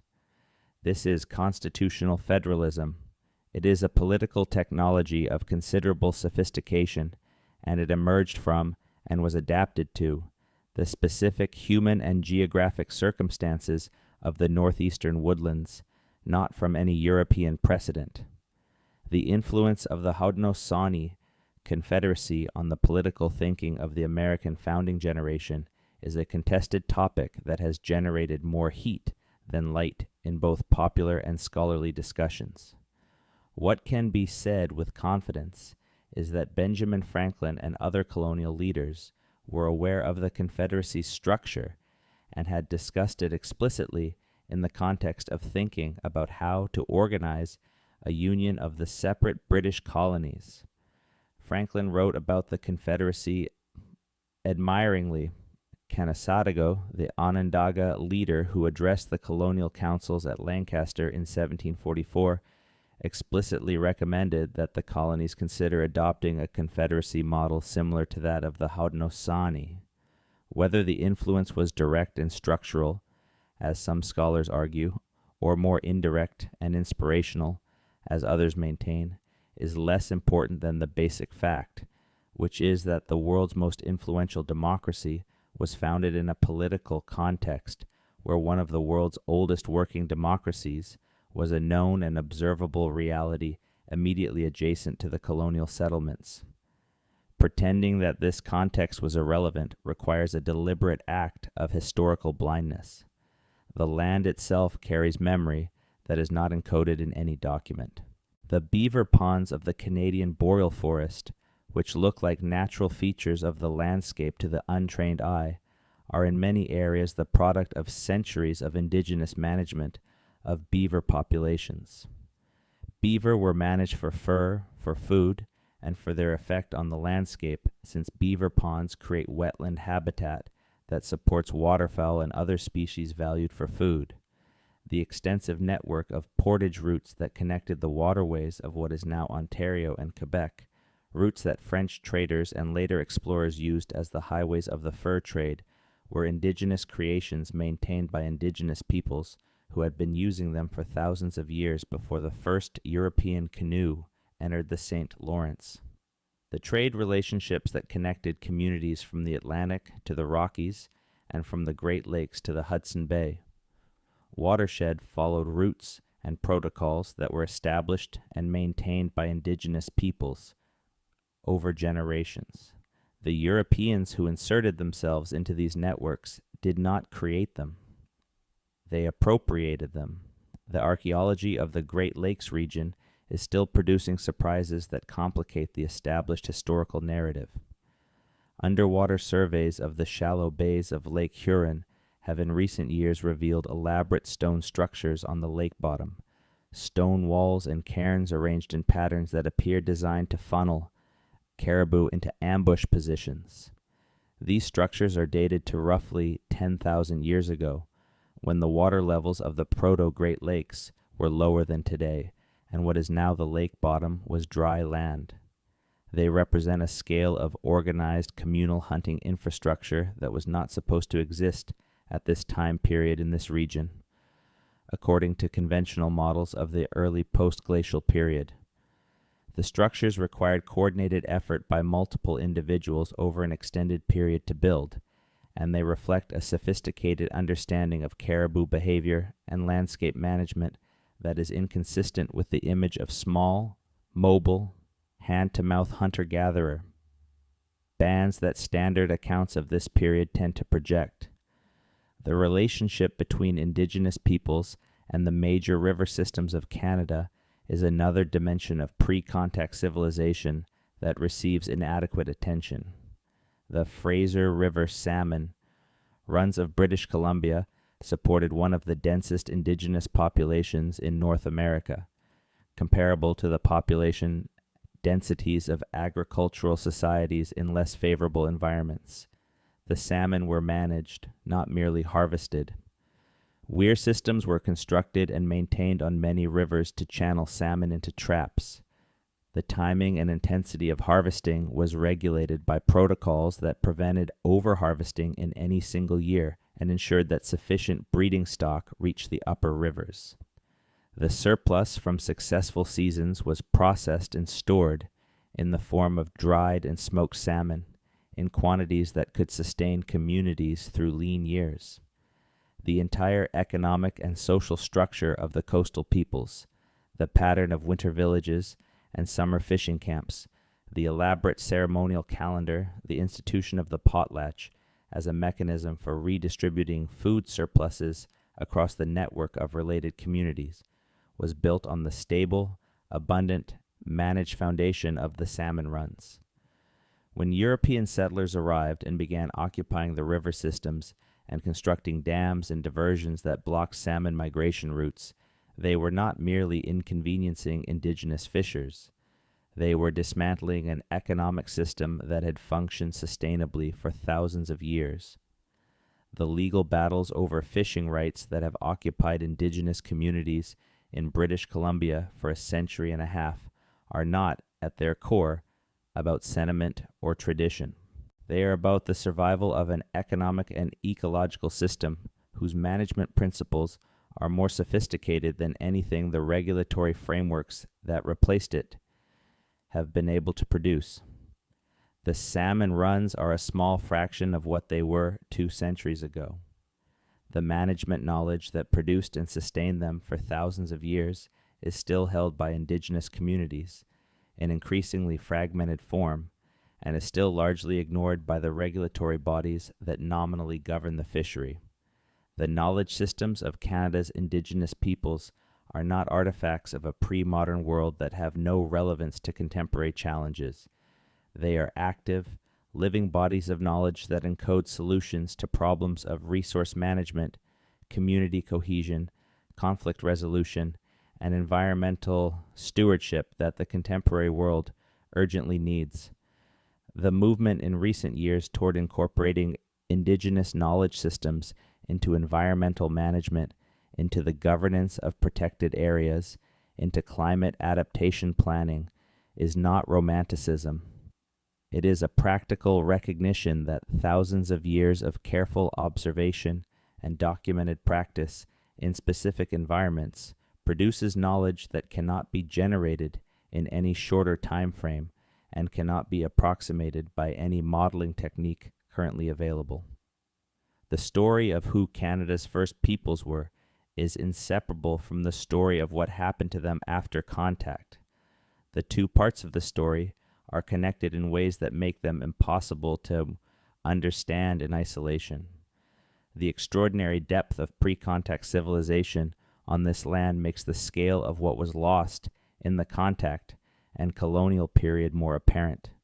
The sophistication of the governance systems, the ecological knowledge, the astronomical knowledge, the medicinal knowledge, the artistic traditions, makes the deliberate suppression of those systems through the residential school system, through the prohibition of ceremonies like the potlatch and the sun dance, through the enforcement of assimilation policies that targeted language as the carrier of culture, legible as something more than negligence or misguided paternalism.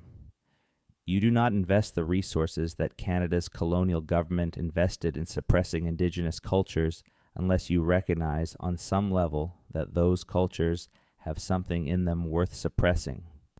The residential school system was not built because the government believed Indigenous cultures were empty. It was built because the government believed they were full of things that competed with their European colonial claims to the land. The question that the full evidence about Canada's first peoples forces onto the table is not one that can be answered by archaeology or genetics alone. It is a question about what obligations flow from the knowledge that this land was inhabited for tens of thousands of years by people who developed sophisticated, sustainable, resilient civilizations before any European had heard of it. The legal and political frameworks for addressing that question are still being constructed in fits and starts through court decisions and treaty negotiations and land acknowledgements and truth and reconciliation processes that are genuinely trying to grapple with the weight of the history, even as they fall short of fully addressing it. The bones in the permafrost are old. The footprints under the sea are ancient. The oral traditions are long. And the people who carry them, the descendants of the first Canadians, are still here, still arguing for recognition of a depth of relationship to this land that the official narrative has consistently refused to fully acknowledge. That argument is not sentimental. It is historical. It is genetic. It is linguistic. It is archaeological. It is grounded in evidence that the scientific disciplines of the 21st century are finally producing at a scale that makes denial genuinely difficult. Canada's first people were not who we were told they were. They were older, more diverse, more sophisticated, more resilient, and more deeply connected to this land than any comfortable summary has ever managed to convey. And the full accounting of who they were and what they built and what was taken from them is not a settled question. It is an open one. And it will remain open, productively, and necessarily open for as long as there are people willing to dig, to listen, to read the bones and the trees and the stories, and to follow the evidence wherever it leads. There is an aspect of pre-contact Indigenous civilization in Canada that receives almost no attention in popular accounts and very little in academic ones: the management of fire. The landscape of Canada before European contact was not a wilderness in the sense that European settlers understood that word, a landscape untouched and unmanaged by human hands. It was a managed landscape, and one of the primary management tools was fire. Indigenous peoples across Canada used fire deliberately and systematically to shape the ecology of the land in ways that served their needs. Fire was used to clear underbrush and encourage the growth of berry-producing plants. It was used to maintain the grassland openings in the boreal forest that attracted game and made hunting easier. It was used to drive game, to manage the composition of forest communities, and to create a mosaic of habitat types that supported a greater diversity and abundance of plants and animals than either unmanaged forest or unmanaged grassland alone could provide. The Anishinaabe peoples of the Great Lakes region, the Cree of the Boreal Forest, the Blackfoot of the Alberta foothills, and many other indigenous nations had sophisticated understandings of how fire moved through the landscape, what it did to soil and plant communities, and how to use it to produce desired ecological outcomes.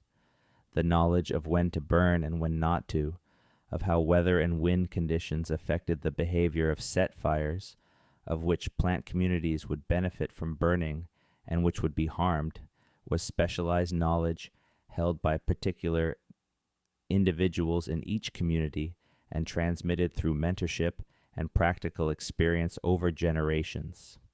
The consequences of European suppressing indigenous burning practices through the simple process of occupying the land and treating fire as a threat rather than a tool were ecological. The forests of British Columbia and Alberta that are now burning in catastrophic wildfires of a scale and intensity that were rare or unknown in the pre-contact period are, in significant part, burning, because the fuel loads in those forests have been building for a century and a half without the periodic burning that Indigenous management would have prevented. The wildfire crisis of the 21st century in Western Canada is, among other things, the consequence of treating the Indigenous knowledge of fire management as primitive rather than sophisticated, as a danger to be suppressed rather than a practice to be understood. The recognition of this has come slowly and incompletely.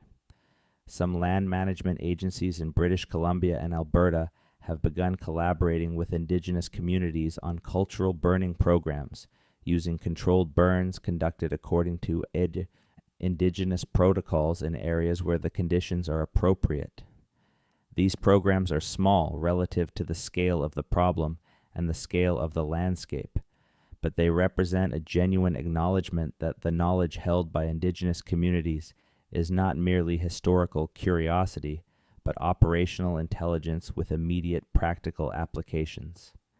The process of restoring and applying that knowledge is complicated by the fact that it was disrupted for several generations during the colonial period, but it has not been entirely lost. In communities where cultural burning traditions survived, even in attenuated form, the knowledge is being revived and documented with an urgency that reflects the severity of the ecological crisis. The coastal peoples of Canada's Pacific coast developed artistic traditions that are among the most technically accomplished and conceptually sophisticated in the world. The totem poles, masks, bentwood boxes, and woven blankets of the Haida, Tlingit, Tsimshian, Hiltsuk, Kwakwaka, Wakf, Nu-Cha, Nulth, and Coast Salish peoples are familiar to most Canadians as icons of cultural identity, but the depth of the intellectual and cosmological systems encoded in this art is rarely appreciated at the level it deserves. The art of the Pacific coast is not decorative. It is a writing system of a different kind, encoding genealogical, historical, cosmological, and legal information in visual forms that trained viewers can read as precisely as a scholar reads a text. A Haida totem pole is a public statement of identity, history, and rights. Each crest figure, the raven, the eagle, the killer whale, the bear, the frog, represents a specific ancestral connection and a specific set of rights and obligations that flow from that connection. The arrangement of figures on the pole encodes a narrative that anyone with the appropriate cultural knowledge can decode, a narrative about the encounters between human ancestors and supernatural beings that establish the rights and privileges of the family or lineage that commissioned the pole. These poles were not decorative. They were legal documents and historical records. When the Canadian government banned the potlatch in 1885, it was in part the potlatch at which such poles were raised, and the claims they encoded were publicly witnessed and validated that it targeted. The ban was an attack on the legal and historical record-keeping system of the coastal peoples as much as it was an attack on their economic institutions. The bent wood boxes produced by the coastal peoples represent a woodworking technology of extraordinary refinement. A bent wood box is made from a single plank of cedar that is steam bent at 3 corners, with the 4th corner joined by stitching or pegging, producing a watertight container without a single saw cut or joint in 3 of its 4 corners. The walls of the box are carved with the same precise, complex, form-line designs that appear in the ceremonial art. The boxes were used to cook food by dropping heated stones into water held in the box, a technique that requires the box to be watertight under thermal stress. They were used for storage, for the transport of goods, and as ceremonial objects in their own right.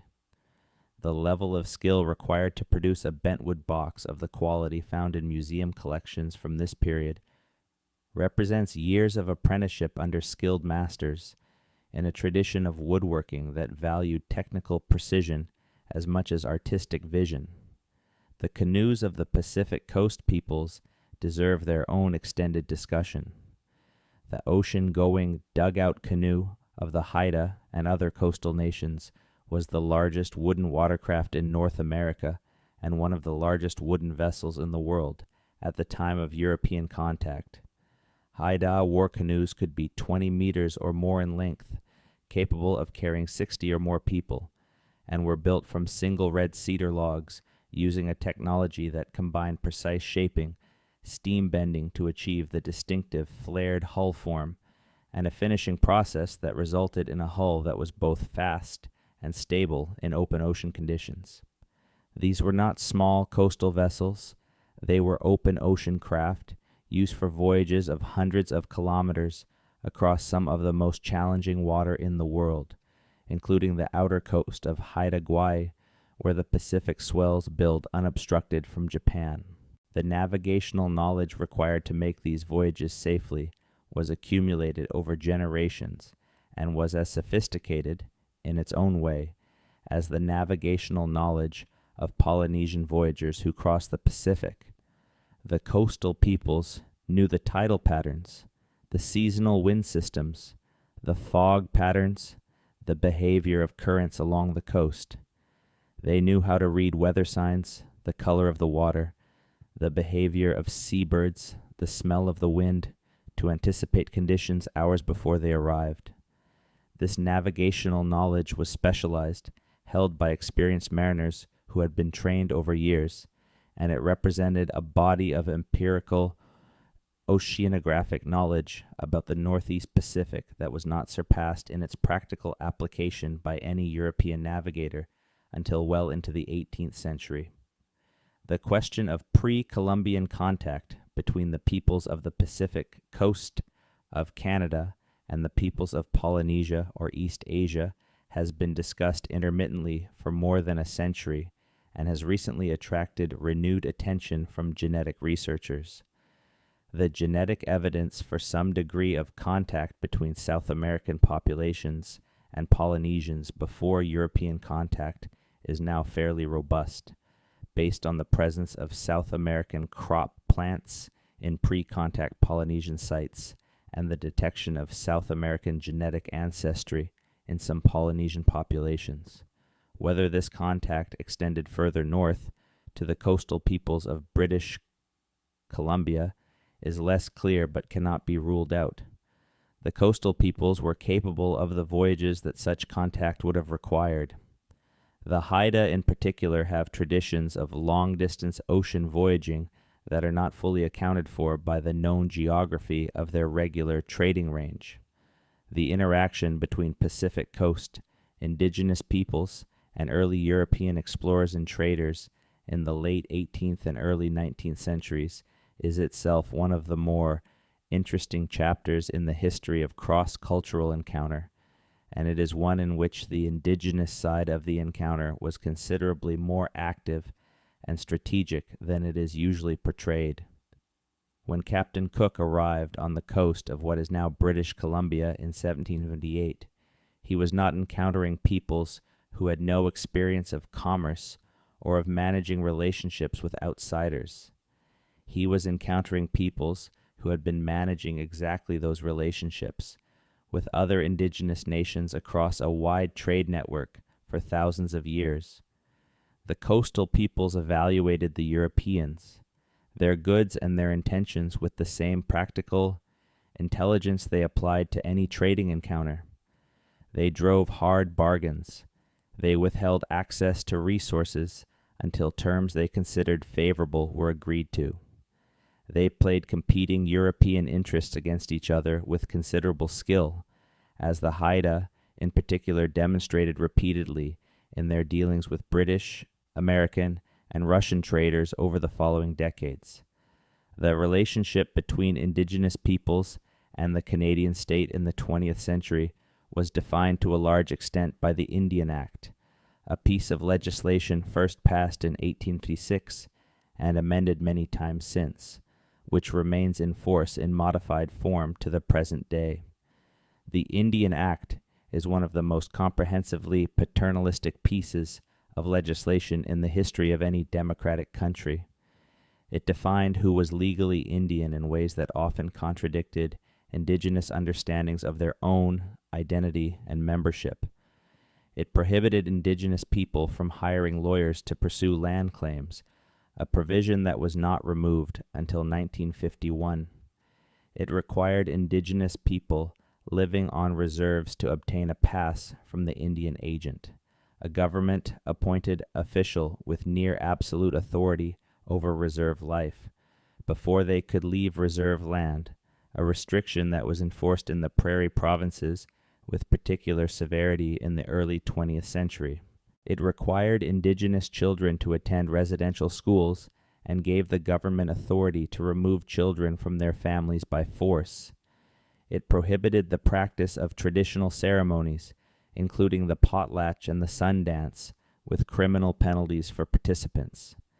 It controlled the economic activities of indigenous people on reserves, including their ability to sell agricultural products in ways that prevented the development of economic self-sufficiency.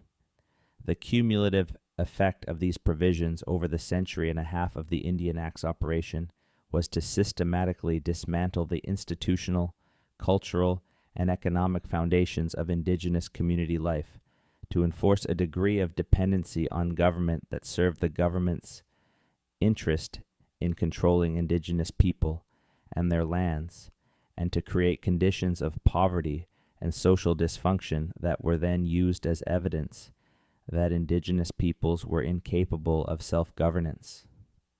The circularity of this logic, impoverish people through policy, then point to their poverty as justification for continued control, is not a subtle feature of the history. It is visible to anyone who reads the record with open eyes, and the effects of a century and a half of this system do not disappear in a generation, simply because some of the most egregious provisions have been removed. The Truth and Reconciliation Commission of Canada, which operated from 2008 to 2015 and collected the testimony of more than 6,000 residential school survivors, produced a record of what the residential school system actually did to children and communities that is among the most detailed and carefully documented accounts of state-organized cultural destruction in the historical record of any country. The Commission's final report identified 94 calls to action, specific recommendations for changes in government policy, institutional practice, and public education that it considered necessary to begin the process of genuine reconciliation between Indigenous and non-Indigenous Canadians. As of this writing, a minority of those calls to action have been fully implemented.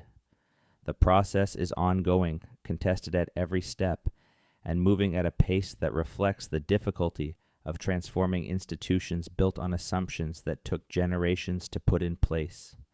What does genuine reconciliation require in the context of a history as deep and complex as the one we have been exploring in this documentary? It requires, first and most basically, an accurate accounting of what actually happened. Not the comfortable version that treats colonialism as an unfortunate but understandable byproduct of progress, or the simplified version that reduces a vast and varied history to a single narrative of victimhood and guilt. The full version, which is uncomfortable for almost everyone, which requires non-Indigenous Canadians to confront what was done in their name and on their behalf, and which requires Indigenous communities to navigate the enormously difficult process of recovery while asserting their rights in a legal and political system that was built partly for the purpose of denying those rights. It requires a genuine engagement with what was lost, which means, practically speaking, a serious investment in language revitalization, in the documentation and transmission of traditional knowledge, in the restoration of cultural practices that were suppressed, and in the creation of conditions in which Indigenous communities can determine their own futures on their own terms. It requires legal and political arrangements that recognize the status of Indigenous nations as nations, with the rights that status entails, including rights to the land, the water, and the resources that their ancestors managed and cared for long before the concept of Canada existed. And it requires, at the most fundamental level, a revision of the story that Canadians tell themselves about this country, a story that makes room for the full depth and complexity and richness of Indigenous civilization, not as a prologue to the real story of Canadian history, but as a central and continuing thread in it. The first Canadians were not prehistoric. They are not past. Their descendants are present, in every province and territory of the country, carrying the most ancient relationship to this land that exists, shaped by tens of thousands of years of history that is only now beginning to be understood in its full complexity. That history belongs to all of us who live on this land, not as property, not as something to be appropriated or consumed, but as context, as foundation, as the deepest layer of the story of a place that we share, however unequally and however uneasily, and that we have an obligation to understand more honestly than we have so far managed. The bones are old, the stories are long, and the land remembers everything. The question of pre-contact population in what is now Canada is one of the most contested numbers in historical demography, and the answer to it has moral and political implications that have kept the debate heated well beyond what the purely technical difficulties of the question would justify. Early European estimates of indigenous population made in the 17th and 18th centuries by missionaries, traders, and colonial administrators tended to be low, sometimes comically so, reflecting the fact that the observers were seeing populations already devastated by disease, and also reflecting a motivated interest in not acknowledging the density of pre-existing human occupation on land that colonial governments were simultaneously claiming was largely vacant and available. Scholarly estimates of pre-contact indigenous population in North America, north of Mexico, range from approximately 2 million to more than 18 million, a spread so wide that it tells you more about the state of the evidence than about any real population figure. For Canada specifically, estimates of pre-contact population range from several 100,000 to several million. The higher estimates, associated with scholars like Henry Dobbins, who argued in the 1960s and 1970s for very high pre-contact populations and correspondingly catastrophic population declines after contact, have been partially discredited on methodological grounds, but the general direction of scholarly consensus has moved toward higher rather than lower estimates as the evidence for the density and complexity of pre-contact settlement has accumulated. What is certain is that the population of indigenous peoples in what is now Canada reached its nadir in the late 19th and early 20th centuries, when decades of epidemic disease, forced relocation, residential schooling, and economic dispossession had reduced communities to fractions of their former size. The Canadian census of 1901 recorded a total indigenous population that would have seemed incomprehensibly small to anyone who had seen those same regions of the country a century and a half earlier.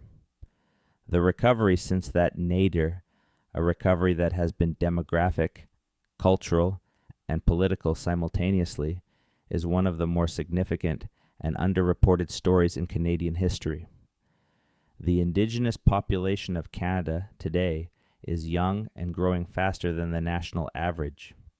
The number of Canadians who identify as Indigenous has increased substantially in every census since Statistics Canada began tracking the figure, reflecting both demographic growth and an increasing willingness of people with Indigenous ancestry to claim that identity after generations in which it was something to conceal.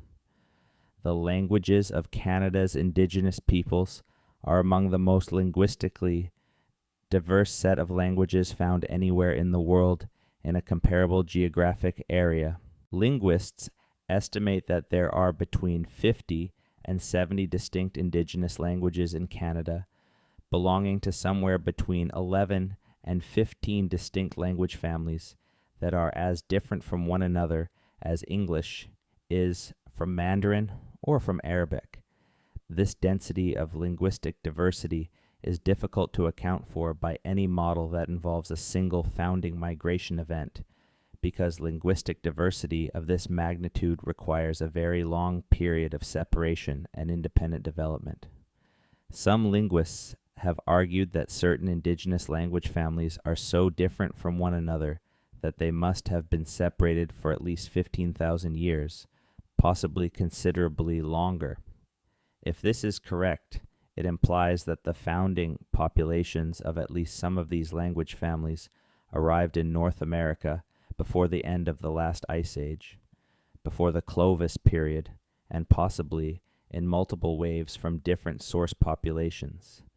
The Algonquian language family alone, which includes Cree, Ojibwe, Mi'kmaq, Innu, Algonquin, Blackfoot, Cheyenne, and dozens of other languages spread across an enormous geographic range from Labrador to the Rocky Mountains, has an internal diversity that suggests a time depth of at least 8 to 10,000 years since the various branches began diverging from their common ancestor. This means that Algonquian-speaking peoples have been diversifying and spreading across Canada for longer than the entire period of recorded history in the Middle East. The Cree dialects spoken in northern Quebec and the Cree dialects spoken in northern Alberta are different enough that speakers have difficulty understanding one another without considerable effort, despite the fact that they are all called Cree. The true diversity within the Algonquian family and within each of the other major language families of Canada is a monument to the depth of human presence and the complexity of human history on this land. The Dean languages, the Na-Dean family, that includes the Athabascan languages of the Yukon, the Northwest Territories, and northern British Columbia, as well as the Navajo and Apache languages of the American Southwest, present one of the most interesting biogeographic puzzles in North American linguistics. The geographic distribution of Na-Dene languages, concentrated in the northwestern interior of Canada, but with a distinct outlier group thousands of kilometers to the south in the American Southwest, suggests a history of long-distance migration or dispersal that happened within the last several thousand years, well after the initial peopling of the continent. The Navajo and Apache, whose languages are clearly related to the Athabascan languages of northwestern Canada, arrived in the Southwest relatively recently, within the last 1,000 years or so, in a movement southward from their ancestral homeland that is documented in both the oral traditions of the peoples involved and in the linguistic and genetic evidence. The Siouan language family, which includes the languages of the Lakota, Dakota, Nakota, and many other Plains nations, has a different and in some ways even more puzzling geographic distribution. Siouan languages appear both on the Great Plains, where they are most familiar from popular culture, and in scattered locations in the eastern United States, including Catawba in North Carolina, a Siouan language spoken far from any other member of the family. The distribution suggests a complex history of migration and displacement that may include a period of much greater geographic range followed by contraction, or alternatively, a series of long-distance movements by specific groups that left isolated linguistic communities far from the main body of Siouan speakers. Unraveling the migration histories encoded in language distributions is one of the more technically demanding projects in historical linguistics, and it is work that is still ongoing for most of the indigenous language families of Canada. The archaeological record of the eastern subarctic, the vast boreal forest region stretching from Labrador through Quebec and Ontario and into Manitoba and Saskatchewan, is one of the least known and least studied in Canada. The region's dense forest, acidic soils that destroy organic material, and limited road access have meant that systematic archaeological survey has never been conducted across most of it.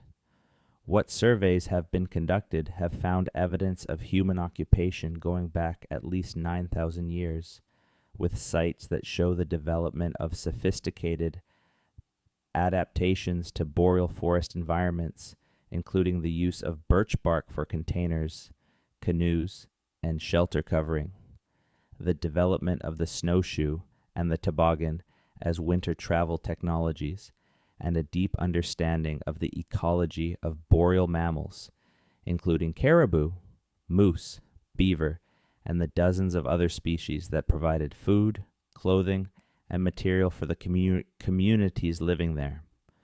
The Cree and Ojibwe peoples who have lived in the boreal forest for thousands of years developed what ethnobiologists have described as one of the most comprehensive and accurate bodies of ecological knowledge about northern forest environments anywhere in the world.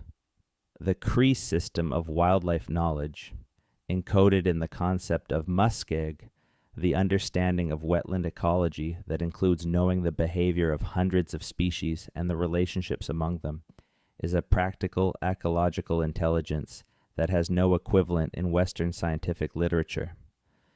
The Cree, knowledge of how beaver populations cycle in relation to food availability, how caribou, migration routes shift in response to wildfire patterns, how lake fish, populations vary in relation to spawning conditions and predator abundance, represents observational data accumulated over generations of intensive use of a specific landscape. It is exactly the kind of long-term ecological baseline data that conservation biologists now recognize is crucial for understanding and managing these ecosystems, but almost entirely lack because Western science has been present in most of the boreal forest for less than 2 centuries. The oral traditions of the Cree preserve explicit accounts of animals that no longer exist in the living landscape of Canada.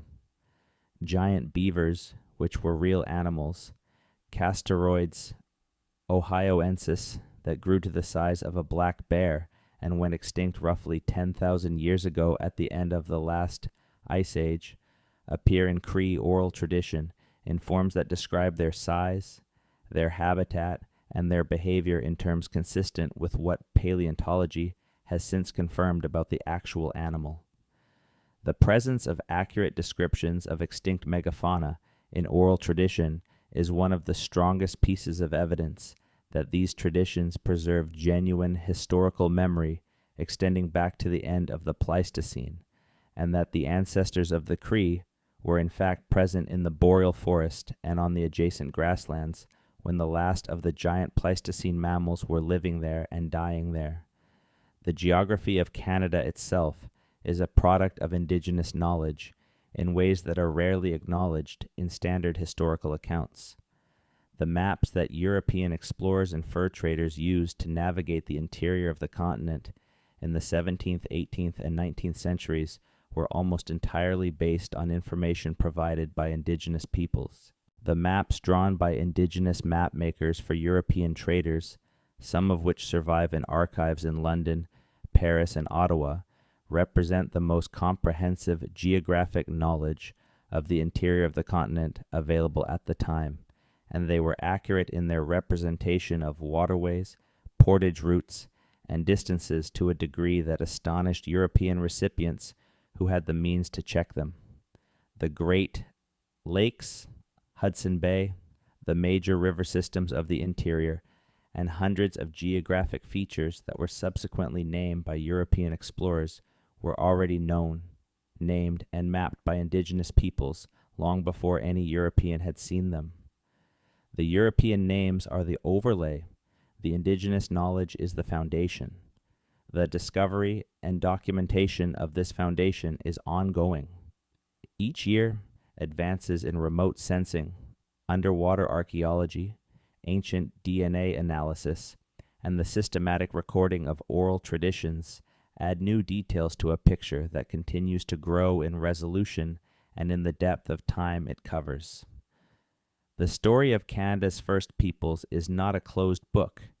It is an open and rapidly expanding one, and the people whose ancestors created it are still present to participate in the telling. That participation, the full, equal, self-determined participation of Indigenous communities in the research, interpretation, and public communication of their own history, is not merely a matter of justice, though it is that. It is a matter of epistemological necessity. The knowledge that explains the evidence is held in part by the descendants of the people who created it. Without them, the story will always be incomplete. The river remembers, the land remembers, and the people, across every barrier that history has thrown in their path, have remembered too. The sky above Canada has been read by Indigenous peoples for as long as people have lived under it. Every major Indigenous nation in Canada had a developed astronomical tradition, a systematic body of knowledge about the movements of the sun, moon, planets, and stars that serve practical purposes in regulating the ceremonial calendar, in timing agricultural and subsistence activities, and in navigation. The Big Dipper, known to the Cree as the fissure in the sky, tracked the seasons by its position relative to the horizon at specific times of night. The Pleiades, the seven-star cluster visible in autumn and winter skies, served as a calendar marker for many plains and woodland peoples, signaling the approach of winter and the time to begin the preparations that would determine whether a community survived the cold months.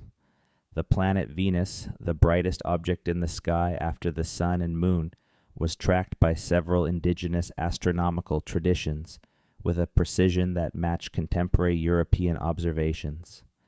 The medicine wheels of the Alberta and Saskatchewan grasslands encode astronomical knowledge in stone. The Majorville medicine wheel in southern Alberta, which consists of a central cairn surrounded by a circular ring of stones with radiating stone lines, is dated by the archaeological evidence beneath the central cairn to at least 5,000 years ago, making it one of the oldest astronomical monuments in North America. The alignments of the spokes and the position of peripheral cairns correspond to the rising and setting points of specific stars at specific times of year, creating a calendar in stone that could be read by anyone who knew the code. The design encodes knowledge of the sky that required systematic observation over many years, the kind of observation that requires not just individual brilliance, but institutional support, a community that values and resources the work of watching the sky and recording what is seen. The Blackfoot oral traditions about the Majorville wheel describe it as a place of great antiquity, built by people who came before. The people who built the wheel had been watching the sky for long enough to know that the positions of stars at specific times of year were reliable predictors of season and therefore of the timing of the activities that the wheel was built to regulate. The intellectual achievement represented by the wheel is not diminished by the fact that it is made of stones rather than glass lenses. It required the same fundamental capacities, careful observation, accurate record keeping, the ability to identify patterns in complex data, and the engineering skill to create a physical instrument that would encode and preserve the knowledge for future use. That these capacities were present in the communities of the Alberta grasslands 5,000 years ago is not in question.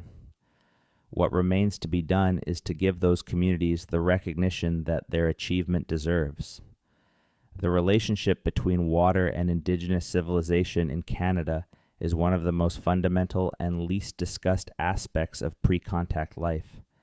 Every major Indigenous civilization in Canada was organized around water, specifically around the management and use of the freshwater systems that cross the country. The Great Lakes watershed, which contains roughly 20% of the world's surface fresh water, was home to some of the most densely populated and culturally sophisticated Indigenous communities on the continent. The St. Lawrence River, which drains the Great Lakes system to the Atlantic, was a highway of trade and travel connecting communities from the interior to the coast thousands of years before European boats entered its mouth. The Fraser, the Thompson, the Columbia, the Peace, the Mackenzie, the Saskatchewan, the Churchill, the Albany, and dozens of other major river systems each supported networks of communities whose relationships to one another were organized around the rivers they shared. Water rights, in the contemporary legal sense, are one of the most contested domains of Indigenous rights in Canada. The question of who has the authority to decide what happens to the water in a given river system, how much can be diverted for industrial or agricultural use, whether a dam can be built and where, what contaminants can be discharged and at what concentrations, is a question with immediate practical consequences for the health and survival of the communities downstream. Indigenous communities have been fighting these battles in Canadian courts and in administrative hearings for decades, and the legal framework for resolving them is still being constructed. What is becoming clearer, as case after case is litigated, is that the treaty rights to fisheries and to use of waterways that were reserved by Indigenous nations in their treaty negotiations represent a form of water rights that the Canadian legal system has been slow to recognize, but that it is increasingly being compelled to take seriously.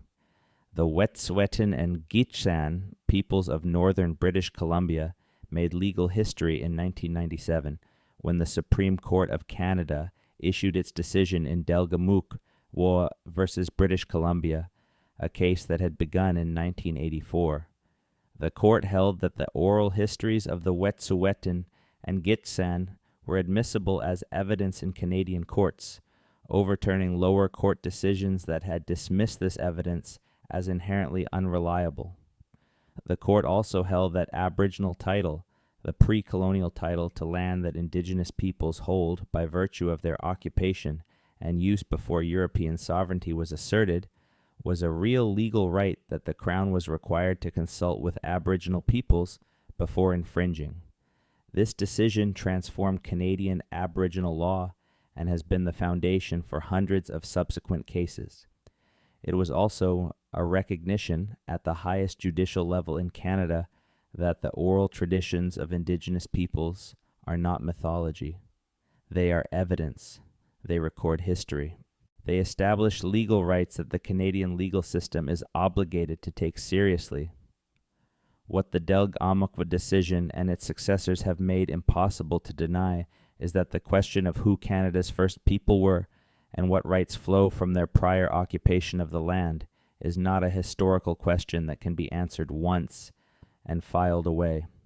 It is a living question with consequences that play out in every pipeline approval process, every mining permit, every fishing license negotiation, every land use plan for every hectare of Crown land in the country. The history is not past. It is present in every courtroom and every negotiating table where Indigenous peoples assert the rights that their ancestors never surrendered. The future of the story of Canada's first peoples is being written now in research laboratories and archaeological field camps, in language nests where Cree and Ojibwe and Haida children are learning the languages of their grandparents, in law schools where a generation of Indigenous lawyers is mastering the tools needed to advance the legal recognition of Indigenous rights, and in the communities themselves where the long work of recovery from the colonial period is ongoing, imperfect, contested, and essential. The history is longer than any of us alive today can fully comprehend. The human presence on this land extends back into a time when the landscape was fundamentally different, when mammoths walked the plains and glaciers covered the mountains, and the coastlines were in different places than they are today. The people who were here then are connected by blood and by culture and by the unbroken transmission of knowledge across hundreds of generations to the people who are here now. That connection is the deepest fact of Canadian history, deeper than any founding date, deeper than any constitutional document, deeper than any official narrative of discovery and settlement. It is the foundation on which everything else rests, and understanding it as fully as the evidence allows, and with as much honesty as we can bring to bear, is the beginning, not the end, of the reckoning that this country owes to the first Canadians and to itself.